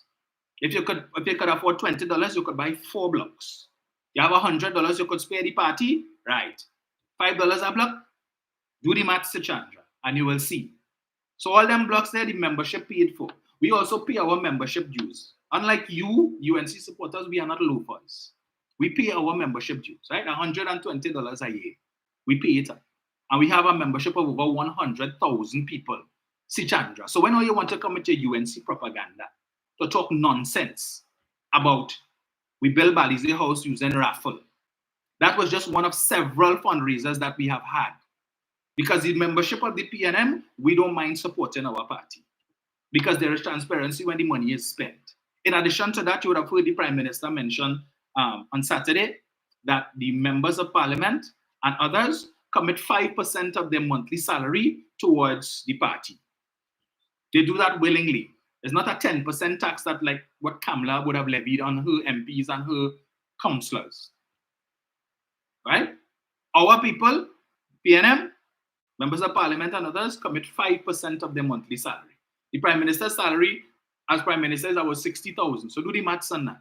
And then he gets paid additionally as an elected member of Parliament, as do all 41 members of Parliament. So do the maths, Sichandra. So before you come here with your propaganda, do some research and see all of the fundraising initiatives that the PNM uses to raise money. You understand? Okay. I'll leave that there. Good week. Hello, good morning. Good morning, darling. Morning. You have the patience of Job. Listen, my brother. You know something? UNC have yet to sing. They don't stop twisting. They have diarrhea of brain and the mouth. Doesn't matter who's very educated, right? That those things. Yes. And it's something called hate. Hate have no reasoning. In them build a house, they're jealous. They have to rent a crowd, rent a park bench, rent cardboard box, rent fire hydrant, rent a lamp post. The vagrant is the UNC. They always have TNM business. How Robino, what her name is or his name is, to investigate the UNC. What is that excuse for a man always has TNM business? How is that? Do you remember this dance with Dan Raj and Eric Williams and Franklin Khan? Yes. Yes. Partly Carlson, forget that. Right? I know Eric Williams way back when. I left his parents' house in Woodbrook. Okay?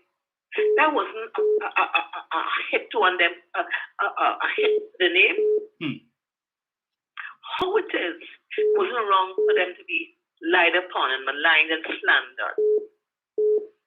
But it's Ramji and Ramlo. What was that about the Curry crew? Nothing. When it's them, it's an offense, it's slander, it's this is that. If you can give it, take it. Right? Look, when I say parameter, you have an outside child or your wife. People laugh. Look at it like, oh, yes, it's true. Sharon has twins. And it was low. It was good. It was truth.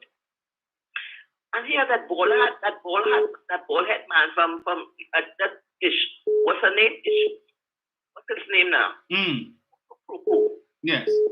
That man gives more liberty against people. I find we could sue them, you know. They might talk us, we eat grass. We can sue them. Because you tell me I eat grass and I'm PNM. I'm a proud, la PNM lady. My grass says, I tell you, cucumber, lettuce, callaloo, spinach, and pak choy. So I can sue you for the slander of us eating grass on all fours. How come I cry about that? PNM racist. When it calls cockroach and rats, isn't that racism? Is that hate speech? Then that case, we should sue them all.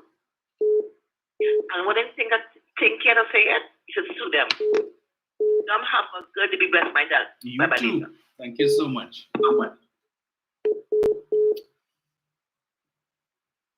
Hello, good morning. Yeah, morning. Morning, sir. I'm quite Welcome. Hello? Hello? Hello? Yes, sir. Yes, you hear me, right? Loud and clear. All right, man. Yeah, so thank caller. I'm just glad to be on the show. Welcome. So I was listening to radio the other day. Yeah, this little story here. And no, not radio. I was browsing through Facebook. So it has this group, you know, with the sort of ships building and workers be going on the seas and whatnot. Yes. So we see the when for repairs. Right. The APGMs. Yes. APGMs. So everybody thought about dried up gone through much of money taxpayers spending, because I think it's going in the Panama Canal for repairs or something like that. Right. So there's all kind of propaganda going on come up, and people go and say all kind of. Yes. And I just be watching how big people be talking and making a sort of stupid accusations and just spreading out of lies, and it's let me see how big people is be thinking, so and we're running with them stupidness way. Yeah, but government don't spend millions or billions for them both. Billions. Obviously, it will have a procurement procedure for the maintenance of them both, of them themselves. Correct. So whichever company, we don't know the arrangement because them things will be internal. And then the next thing too, they always want to know. You always want to know this, you always want to know, no. You're not there. It has certain things that doesn't be disclosed to the public. Correct. Like the arrangement of them thing, the finances, the cost, that them things just be signing non-disclosure agreements and whatnot. Yes. As it relates to them thing. So that boat living here, then thinking they're going to cost that so set our money and all. So that might even cost the taxpayers any money, because that might be in the arrangement to maintain them vessels. Yes. And it's a good thing they're going to maintain it, because APT James running right through every day, 24 hours, since it come. Yeah, since it come. So the boat went for repairs. Oh gosh, I just thought that is maintenance, routine maintenance for the vessels. We go keep running again. How long now that 3 years? Yes. 3 or 4 years? Yes. Yeah, so go run our next 4 years comfortable again. But yeah, and this next one, you're talking about Paria earlier. Yes. I want people to find when last Paria was by the office. I really, because I live it, because I come from Princeton. Right. And I can tell every day I pass him by a man office, and I can never see it. Wow. Never. I just really want to, the only time I seen this? When there's some festival coming up, when they're going to celebrate some kind of thing. And I do this time, and then the next thing when I do watching the deal, I've been racial or anything. But Christmas come, I see him keep a Christmas drive. So you start coming up, you keep. If they keep anything. Correct. Well, he doesn't keep nothing for the community. So, let people and them say, well, by the support and, Yes. supporting him and whatnot. But that man, it's just people, they're just voting for this man just based on race and princess song. I tell you, plain and simple. Because that man never by the office. Oh no, I try to catch that man. I could never catch him because when I vote for him when that he's my MP. Right. Yeah. But I trying to see this man for the longest while. Yeah. I trying to catch him. And I can never catch him by that office. But come on election time, you're going to be seeing him up and down. But that is my 2 cents today. Have a blessed one. Thank you so much, sir. Thank you for sharing. Yeah, but he will have you believe, Paria, that he's the best MP, best representation. But they hear that one of his constituents can't even get an opportunity to meet him in his office. Right? I'll put them back. That's a safe seat. And we know in Chamberlain moving him because he probably he holding, as they say, holding brief. 135,000. Anyway, we see who's here. Hello, good morning. Hey, good morning, Dominic. Good morning, sir. I am good, man. Yes, man. Enjoying your contribution from your podcast. Thank you. No matter what you say, parents, supporters, like David Juliet, Ruka, Darian, Google, is like the truth side along the back, like duck. The information is right in front of their eyes, but the hatred is so deep, and I don't know, the thing is twisted. That anything they tell them about the PNM, whatever thing, yes. and make them take and make them hate them even more. Let me give you an example. The case, the former MP for Kubanot. Yes. She made a comment in a Facebook page that PNM building house, or about the UNC showed up in that question. But who tells she to say that? Licks. They come again, change in her own Facebook page and this shop. That's not telling her she's still a UNC member. Yep. But this shop, I can't forget that this lady was a minister. But I think they were a wrong gentleman who don't take over her seat. Mind you, that used to be Basil Panel constituency. Yes. Right? And I'm sorry that they didn't have time to discuss that with Kuku at international. Yes. But if I were the Prime Minister, I would have sued the backside of the university because she have a distasteful Calypso coming out. And I bet she will be at the big yard. This is who? Lady Gypsy. You didn't hear her later say? No, I haven't. Well, you should take a listen to it. If the Prime Minister decided to take legal action against her, I wonder what they will say about him. But no, I want to go after Coco. Since the early 90s, they want to Coco bad enough. You know? And it's not you alone, remember, and if you notice the pattern, over the last year, a lot of political custodians, there's not much political characters coming out lately. I don't really think of that. So I don't know if senators do what academical things of political commentary. I don't know, there's something besides the motor than the person, but I find it after strange. Right? But in China, that's easy to say.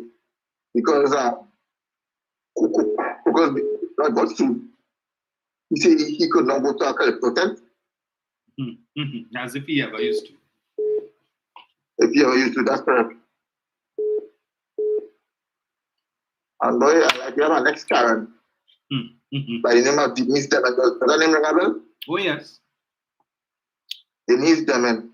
She made a little TikTok about the contribution of all the prime ministers, and then she had to say what contribution Dr. Rowley had to make. I don't know what she told him.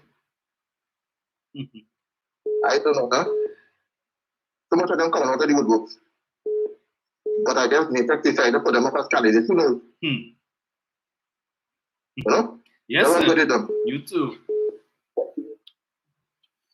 Seems Denise Debing is still hooting from when she was fired as chairman of the tourism development company, I think it was, early on in the life of this administration. Jenny. So let me see what's going on here. This now. One section. I don't know. This now.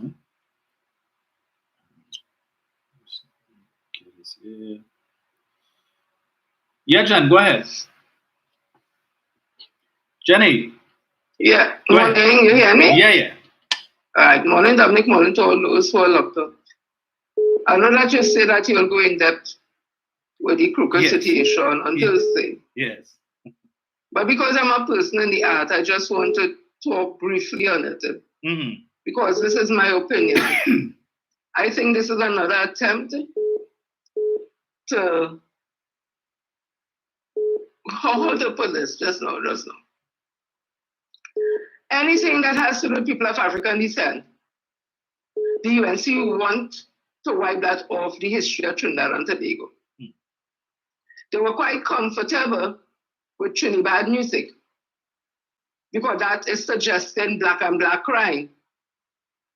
I'm sure if Crocro used to be singing about the PNM and African people, they may not have had a problem. But Crocro sings his Calypso and they get offended. You may not like Crocro, but I know Calypso is how our stories are told. Calypso came from Africa with us because we're the greatest storytellers. When you listen to Nancy, be a Nancy, those are things that we tell our children. That is African people, the culture, and then it's put to music. We come here and it became Calypso. So it's how our history is told, our story is told. However, in Trinidad and Tobago, the Calypso became the newspapers for the poor man, for those who couldn't read. Because the commentary or the political side or the satire or the humor, it comes from outer events, either local, regional, or international. That is how sometimes we know a lot of things happening. Philip, my dear, with the man who was under the Queen bed. Yes. That was Sparrow singing that. Congo man, never eat a white man yet. And I could go on and on. But they have always been comfortable with that. But those things about them. And that is the challenge that I have. Because they're always going over and going about always belittling and bringing on African people. They have Matty Crew night, where they just lift up their dress and wine for the young bride to be, and have melon and all kind of thing, melon gel, to show you how to use it. That is their culture. Nobody will have a problem with them. And they have so many other cultural things that they do that people are tolerant of because that is their culture. But anything to do with people of African descent, they have a problem. Ishmael is the one who would have put himself in the line where any Calypsonian could have take what he said and make a Calypso.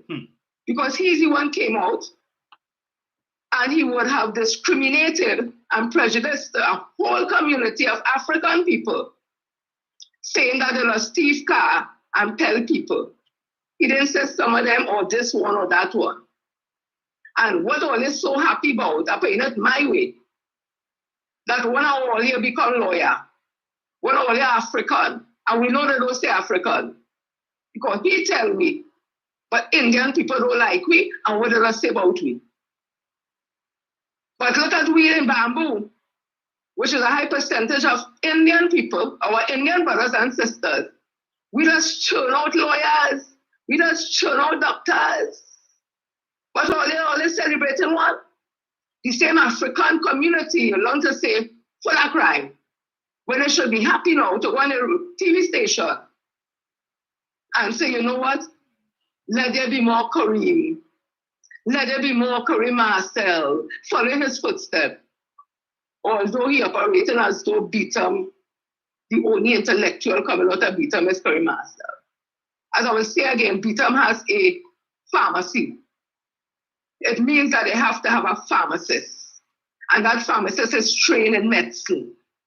They have several big churches in Beatum. Because the Catholic and them not going to build a board house. They have a big Catholic church. They have Ethiopian Orthodox and all the other religions, they build a church. In Beatum, there's an area that is closed off with a segregated for pensioners. Them alone living in that block.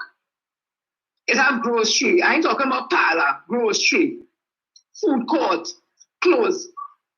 But nobody ain't taking the time because a few people in Beatum would have done, like any other community in this country, would have done things that are not in conformity with the law.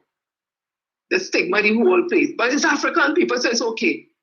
They love to tell us we fill up the jail. But they want to tell we that when we was working for them, because the biggest criminals in this country is not me say so, history says so. It's people in Indian descent. And the African who was working for them used to make the jail. You know why? Again, not me say so. If you hear Dr. David Mohammed, he said the face of criminality and crime became that of the black man. Because when the Indian man could have paid for lawyer and judicial officer and all kind of things as he defense, the African who working for them couldn't do that. So it's obvious you're going to make jail. And we continue and we continue. But I just want to leave this here. When you listen to the judge, Frank Sipasad, the Honorable Judge Sipasad, 2013, he was the UNC pick for president. Honorable Justice Sipasad went in a church to tell me how much, or the Indian community, how much they must pick up and celebrate that. Because it's because of he, the educated. And I guess he don't know history, because he would have known as bad as Saga Maraj, not Sat Maraj. I know when you look at the case with sedition, again against Sat Maraj, God bless his soul, and the Masaba, he was the judge again, who would have wanted basically that law to be done away from the books, because it would. And the state had to carry Privy Council. And we won the case, it's still on the books. I know when you look at this situation with the Calypso again, with again the Honorable Frank Sipasad name is there, asking what's really going on. But I want to tell people, let us get a GoMe fund, whether it's $5, $3, $2, and let we help Brother Krokro, because you cannot stifle the voice or the art, because then he will tell me how to sing, what to wear, what to eat, what to say. And you cannot have that in a society that's a democratic one. Thank you, Dominic. God bless you. Thank you so much, Jen.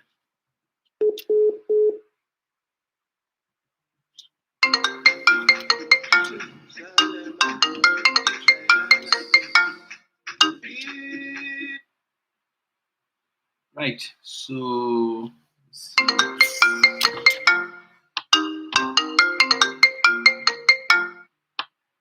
hello, morning. Okay, let's see something here. Hello. Right? The slander man, right? He is now Prime Minister. His name is still being slandered. What is that about? Those are very quiet. Yes. They quit to talk how pressure hangs like there's a boy because you know another boy be kind of horse. Yeah. Yes. They call Valley cause Chambers death. Valley family should sue all of them. You open the door, you crack the door. Well, guess what? I have removed the roof, the windows, and the doors because you can't have the rain and get dry. You have slandered African names from Eric Williams to America Rowley. But it's okay, you know. And if they had a way, can will be a dustbin. The national flag with black in it will be good. PNM will be no more. If they have the way,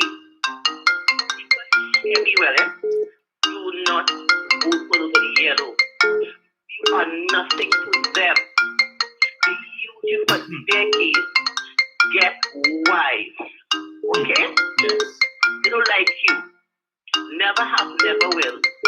You know, come to the morning, they whine into the bed. If African thing is so wrong, you want keep yourself home. Go pay casa, go to display, and keep your greasy self home. We don't want you.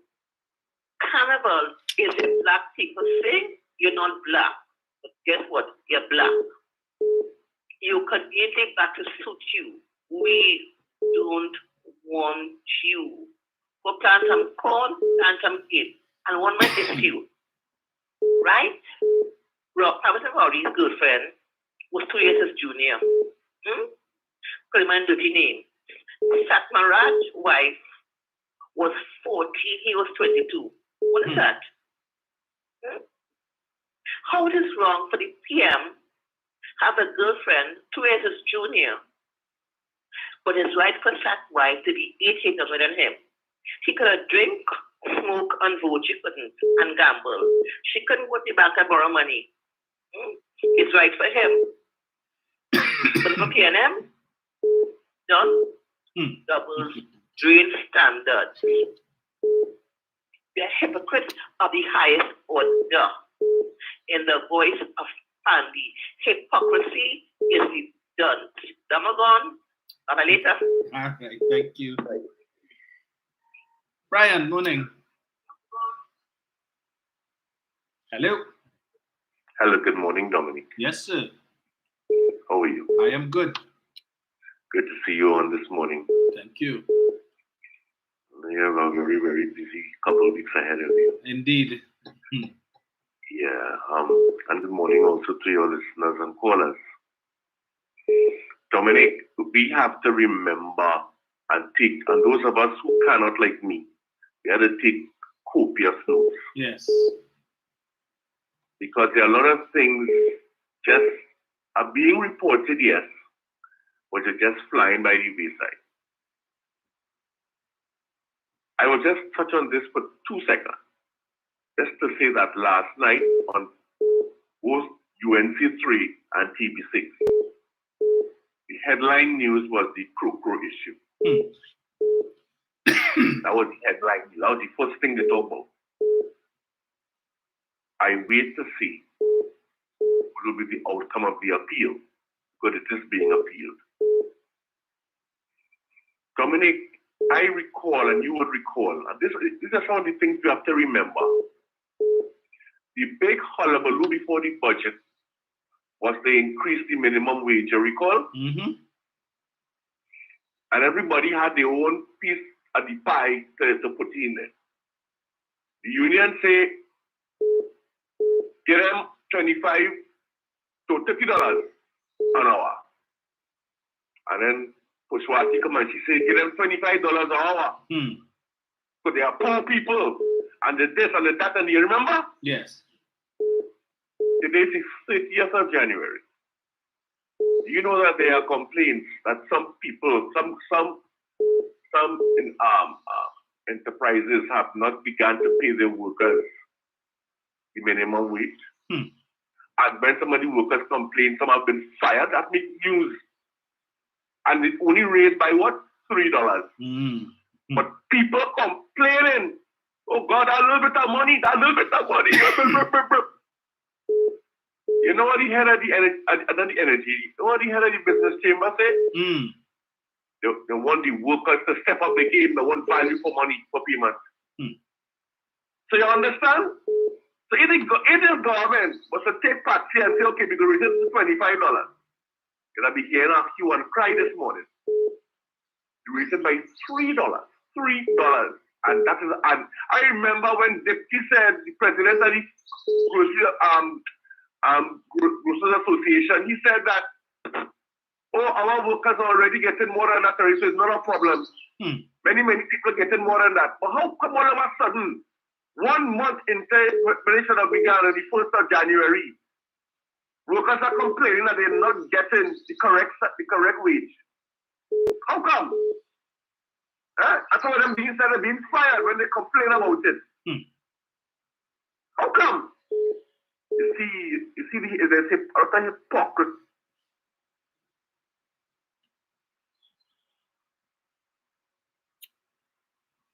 Brian.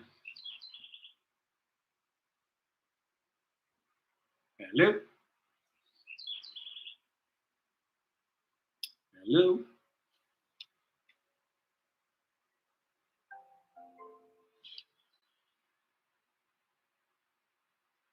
No. Against your leader. Now you must realize, well, what I have in mind and what she have in mind is two different things. So he going his way, and he, as you rightly said, he done like she up already. Yeah. So we will see where this goes. Because up to now, not one member of parliament of the opposition has said one word on the crime talk. I mean, how the hell you go have a criminal coming to talk about crime as you rightly see? So she can't bring none of them. So them is just, like plaster on a wall, them just put there for show. So she can bring people from the outside to talk on crime. She can't bring her own members of parliament because there is so much of criminal jobs inside of there, trying to pass laws for us and talking about their concern about crime. And you wouldn't get rid of them. You wouldn't tell them go and clear the name. No, you're keeping them right there. And you're installing some of them in the upper house. You really concerned about crime? But not one of them since the last night and the first one. She hasn't put one member of parliament to speak on crime. She's bringing people from the outside. So then I want to ask the question. With respect to the crime talks with the government, who she was really bringing? Outside of Gary, who else she was going to bring? If you can't put your own members of parliament to speak on crime in your crime talk, but who else going to bring to the table to the conference to talk with the Prime Minister and his team? Tell us. Up to now, nobody could tell me. I keep asking people, what is the team for the opposition? I said, yes. What is the team for the opposition? I could tell you the team for the government. You tell me the team for the opposition now. Talk done. And this is the hypocrisy you have to live with. To the extent, look at how many cases Gerald Ramsey has to answer. He and Davidine represented a dead man. Ramsey had money for a man in his account. He can't say he can't find him. And the man saying no in jail. All of these issues, prison gate. And where's our DPP? Who's bringing these cases against these people? What does the law association have to say? Absolutely nothing. So there's a cabal of people, Dominic. That no matter what you and I or anybody else talk about, for all of your quarrels, it does not matter to them. But if the shoe was on the other foot, you'll be hearing a different story. That is why the government today, I think, has brought a civil matter against Ram Logan and Ram Dean to try and get back some of our women. Because this DPP decides he could stall the case until this. Right. And let's now have a cancer issue, a cancer problem. So if he dies, what's going to happen to the case? It is the fact that recordings now can be used as evidence now. Are we waiting until he dies in order to resume the case? What is he really doing? Everything is just in abeyance, just sitting there. Nothing is happening at all. And we just sitting here watching the days and the weeks and the months and the years go by. 9 years now, 9 years. You could tell me you can't call these cases on Anna and Ram Logan? Huh? You can't call these cases. But a quick case with Coco to come and finish, boom, no time. Understand? And we sit here and we accept these things and we say very little about it. And I'm not going to feel much and this is a good day. for Calypso and he could go back in his tent now and all kind of stupidness. This cannot be allowed to stand. Cannot be. And as what you had asked me for, one more thing before I go, quickly. You had asked me when you spoke on Sunday about the $50 million in the Paria issue. Well, I've got to make my calls and I've got some information. That $50-odd million was what was paid for contractual agreement between Paria since 2018 at LMCS. In other words, for jobs done at Paria, not on Patriotism, at Paria, LMCS has received over $50 million in payments. Now, LMCS, Kazim Ali, is well entrenched since Patriotism days. He has received millions and millions of dollars in work. Right? He had two brothers that we are aware of. I was reminded. One was our manager, Hasib Ali.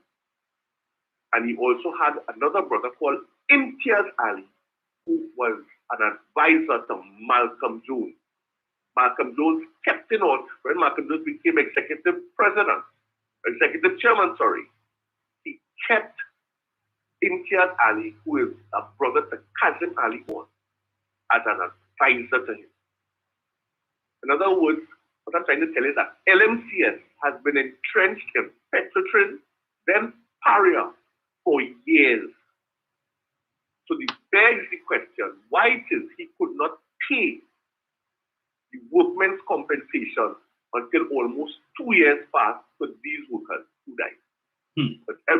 But Roger and them who know that too, down in the face of the government, he and Abdullah, and I set a plethora of questions Monday in the parliament to the Prime Minister as to payment and this and that, and asking the same question over and over and over and over.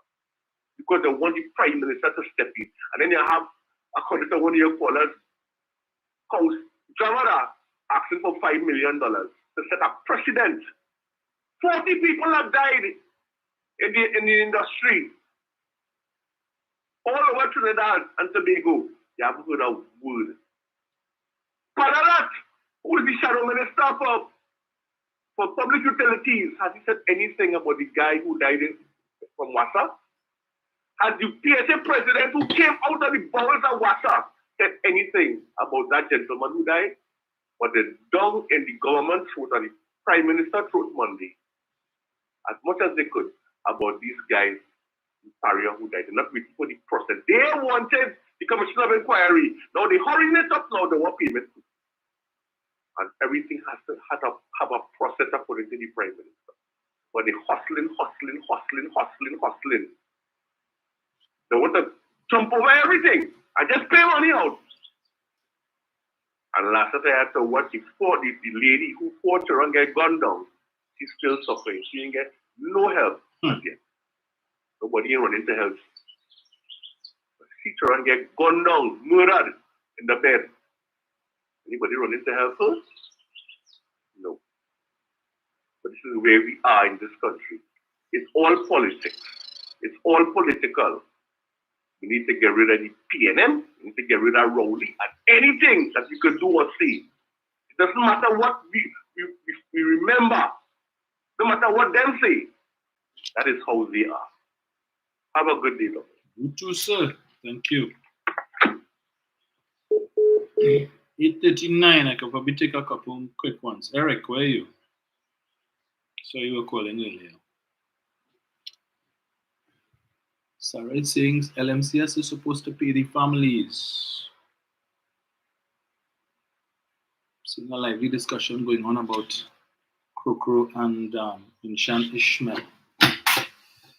Indeed, as I said, I will take a look. I already saw where he put up some Inshan Ishmael, that is, some stuff on his Facebook page about,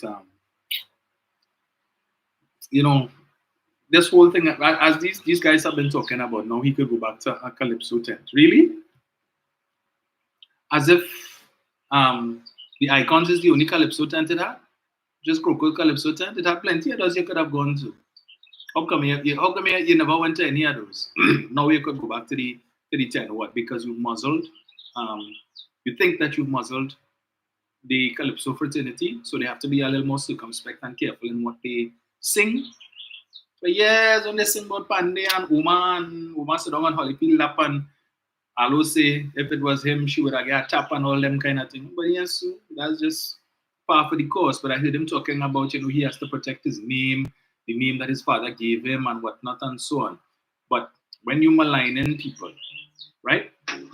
When you the other day when they broke down your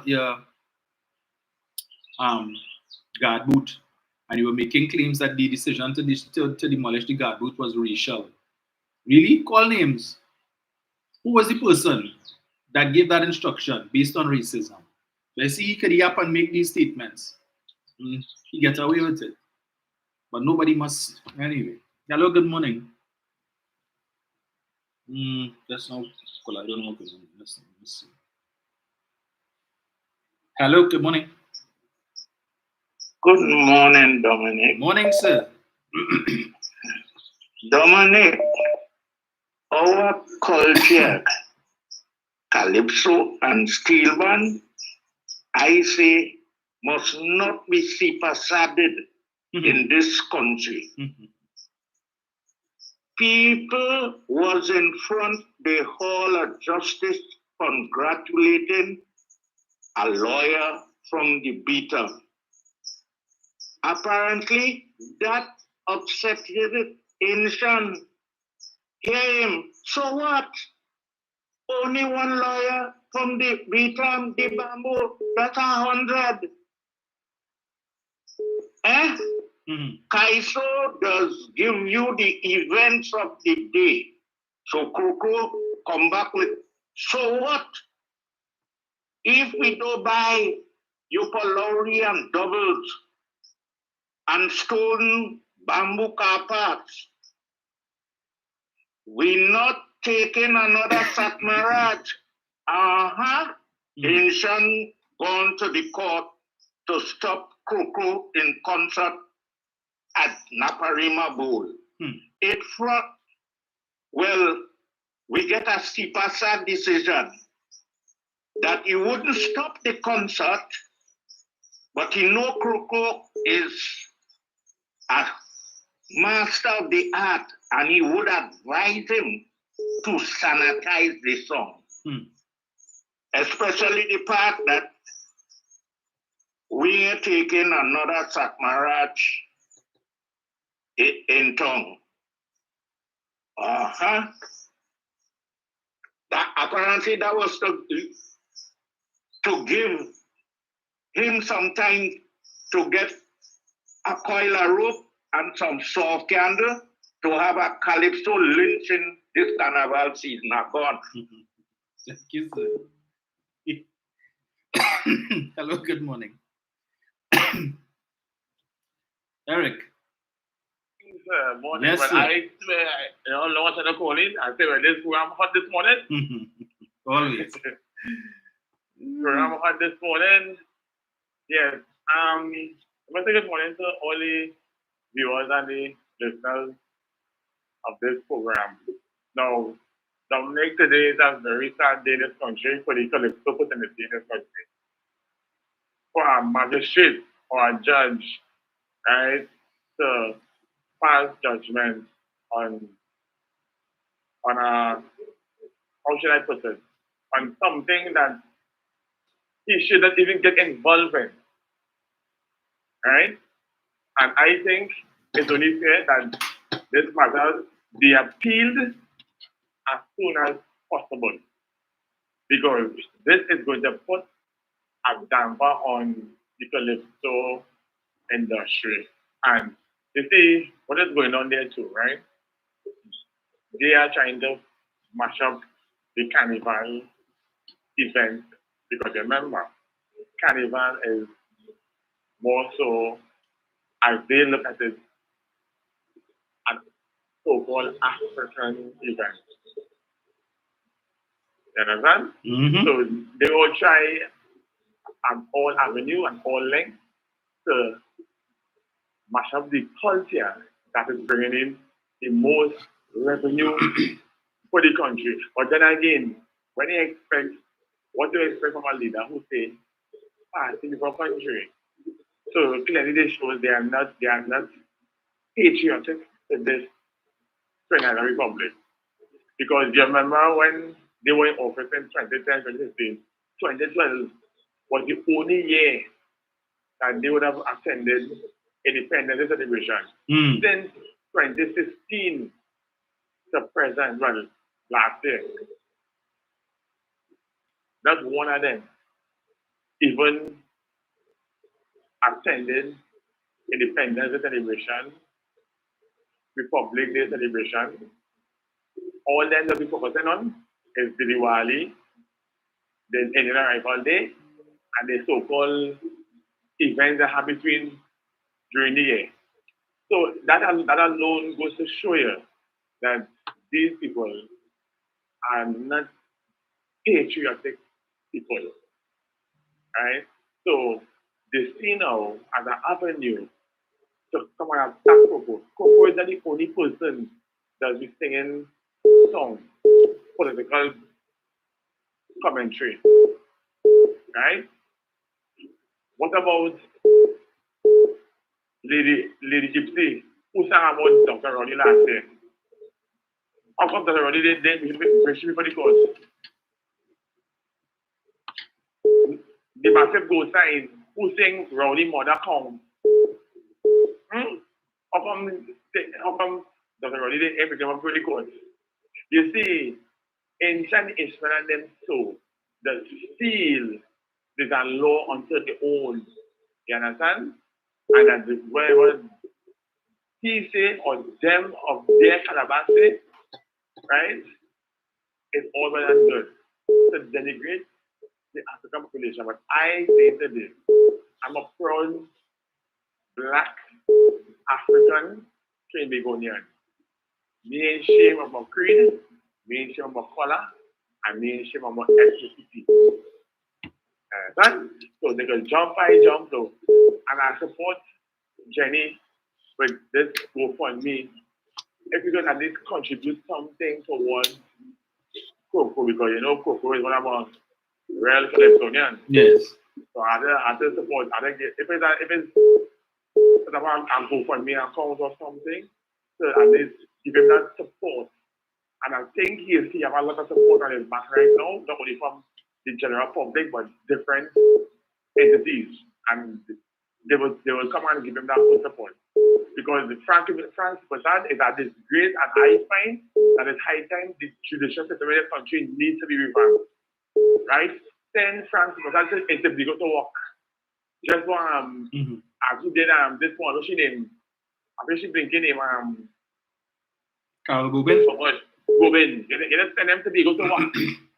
We come down in San Fernando and put somewhere to work. Send them down somewhere to work. That's what we have to do. Because they get much and leave it down in South Trinidad. You understand? Because everything they do, they run down to and give them the clearance. Understand? And then I'm taking it. Right? So Western Rollins, aka Coco, police trained, you know you have to put everybody on your side. Right? And we will fight this and gain what is rightfully and truthfully yours. Because if we do that, Dominic, the Calypso in this country will fall. So the side just like Samonak, and we don't want that. Correct. You understand? So good program, I love listening. Thank you, sir. Samonak, and we don't want that. Jenny. Yes, I just go back to say, Dominic. When they came for the Jews, I said nothing because I was not Jew. When they came for the socialists, I said nothing. I was not a socialist. When they came for the unionists, I said nothing because I was not unionist. And when they came for me, there was nobody. We have a history in this country. We like to talk, especially people of African descent. It's time for us to say something and do something. I'm not advocating for no violence or anything, because you could stand up in a very non-confrontal way and non-aggressive way and still be heard. Let us get a bank account number from Mr. Weston Rollins. Let us put it up and let us start to go and put money in it to help with his defense. People are on social media making couture and bacchanal, and people are be sending money for them. Just recently, I see somebody was to bury somebody, and money come, and then they say it's not their family, all kind of bacchanal. So if people could do that for those kind of things, which is their right because it's their money, we could stand for a cause. So instead of only saying, guy we boy, crocos we boy, and guy just talk right now, you know. Let us get a bank account number from Mr. Crocro, and let us start to put money, whether it's $5 or $10 or something, to help Mr. Crocro that we so love, to help with legal fees. Because already tell me them had the money, they have the economic power, they have the lawyers, they have the doctors, and me know what else they have again. So apparently we don't have nobody, because we just throw by the wayside. So let us stand together, get a bank account number, and put we money where we mouth is, and stop the talk. Time now is for action. This is going on too long. And we always sit back and go, oh God, don't say nothing. How you could say that? And I said, do that. And there are some in the society continue to say what they want about African people. And nothing comes of it. Because, you know, other Africans, some of them will say, but it's true. Or they're really in the jail. And it's all the family doing thing. All of them family doing thing too. Because crime is not a Indian thing or African or Chinese thing or a Syrian thing. It's a human thing. Bad behavior is not an African thing. It's a human thing. We have some challenges, we know that. But we are worse than nobody. And we're successful just like everybody else in the society. And we must be counted in the society. We came in Trinidad in 1799. I ain't talking about the Caribbean, I'm talking about Trinidad. And we have developed this country until our East Indian brothers and sisters came in 1845. And they continued because they had abolished enslavement. And we said we are working for free again. So we built this country and we could continue to build it with our Indian brothers and sisters side by side. But you will not tell me in this country, a person of Indian descent have more right than an African person in this country, or vice versa. This is a democratic country, and we could talk just like everybody else. And nobody must muzzle us from our own culture. They wanted to take away the steel pan and put the tassa as the national instrument. When the tassa come from Persia, down to India, and then Trinidad. Steel pan was created right here. The only musical invention in the 20th century. And that I don't want to take from we. You know why? Because it's African people. We must stop this thing. We must stop this and stand together. Every creed and race find an equal place. I'm damn vexed this morning because we just talk, and we don't do one blasted thing. And then everybody will turn around and look at our here, or look at we stand up with one another. Let us show them we could stand up in solidarity for the art, for the culture, for the music, for we children and we generation and generation to come. Thanks, Dominic. Thank you, Jen. Well said. I support that. Give us the account number. Let us do what we need to do. Even though I want to give Ishmael my money, but I ain't giving Ishmael my money. I'm giving Crow. Right? Yeah. But Ishmael, anyway, we will talk that Tuesday. Folks, thank you so much for joining me this morning. It is 8:54. This is where we will leave it for today. I wasn't going to come on. I was going to sleep a little late, but I said, the issues had to be addressed. We don't want it to pile up. So I will take a look at the UNC's anti-crime meeting that was held last night. So we could discuss that a little more.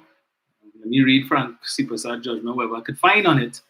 And we will see what transpires over the course of the next couple of days. But let's see, as I said, NTA and UNC now having separate crime talks, probably because based on what Gary put out, it doesn't seem like he has confidence in the UNC's crime talks. Sees it more as a papi show, more than than it being something meaningful to generate suggestions, ideas, strategies, how to treat with the crime situation. It's just a talk shop.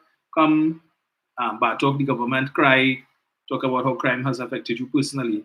But aside from that, there is nothing of substance coming out of it. Just like the Monday night forum meeting, they waste their time Sunday morning press conference, the midweek meeting, and everything else that they do. So enjoy the rest of your day. Hopefully it will be a productive one. And keep safe, and we will chat again on Thursday. So this week, the go full speed into Carnival activities Thursday night.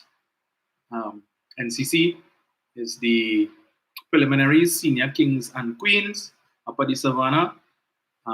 So check it out. They have the John Cupid village last night. While I was doing my thing with the extempo, I was hearing a little bit out of the village, and really, really good stuff. So if you have time, hop across, partake of the culture. Right? There are things to do.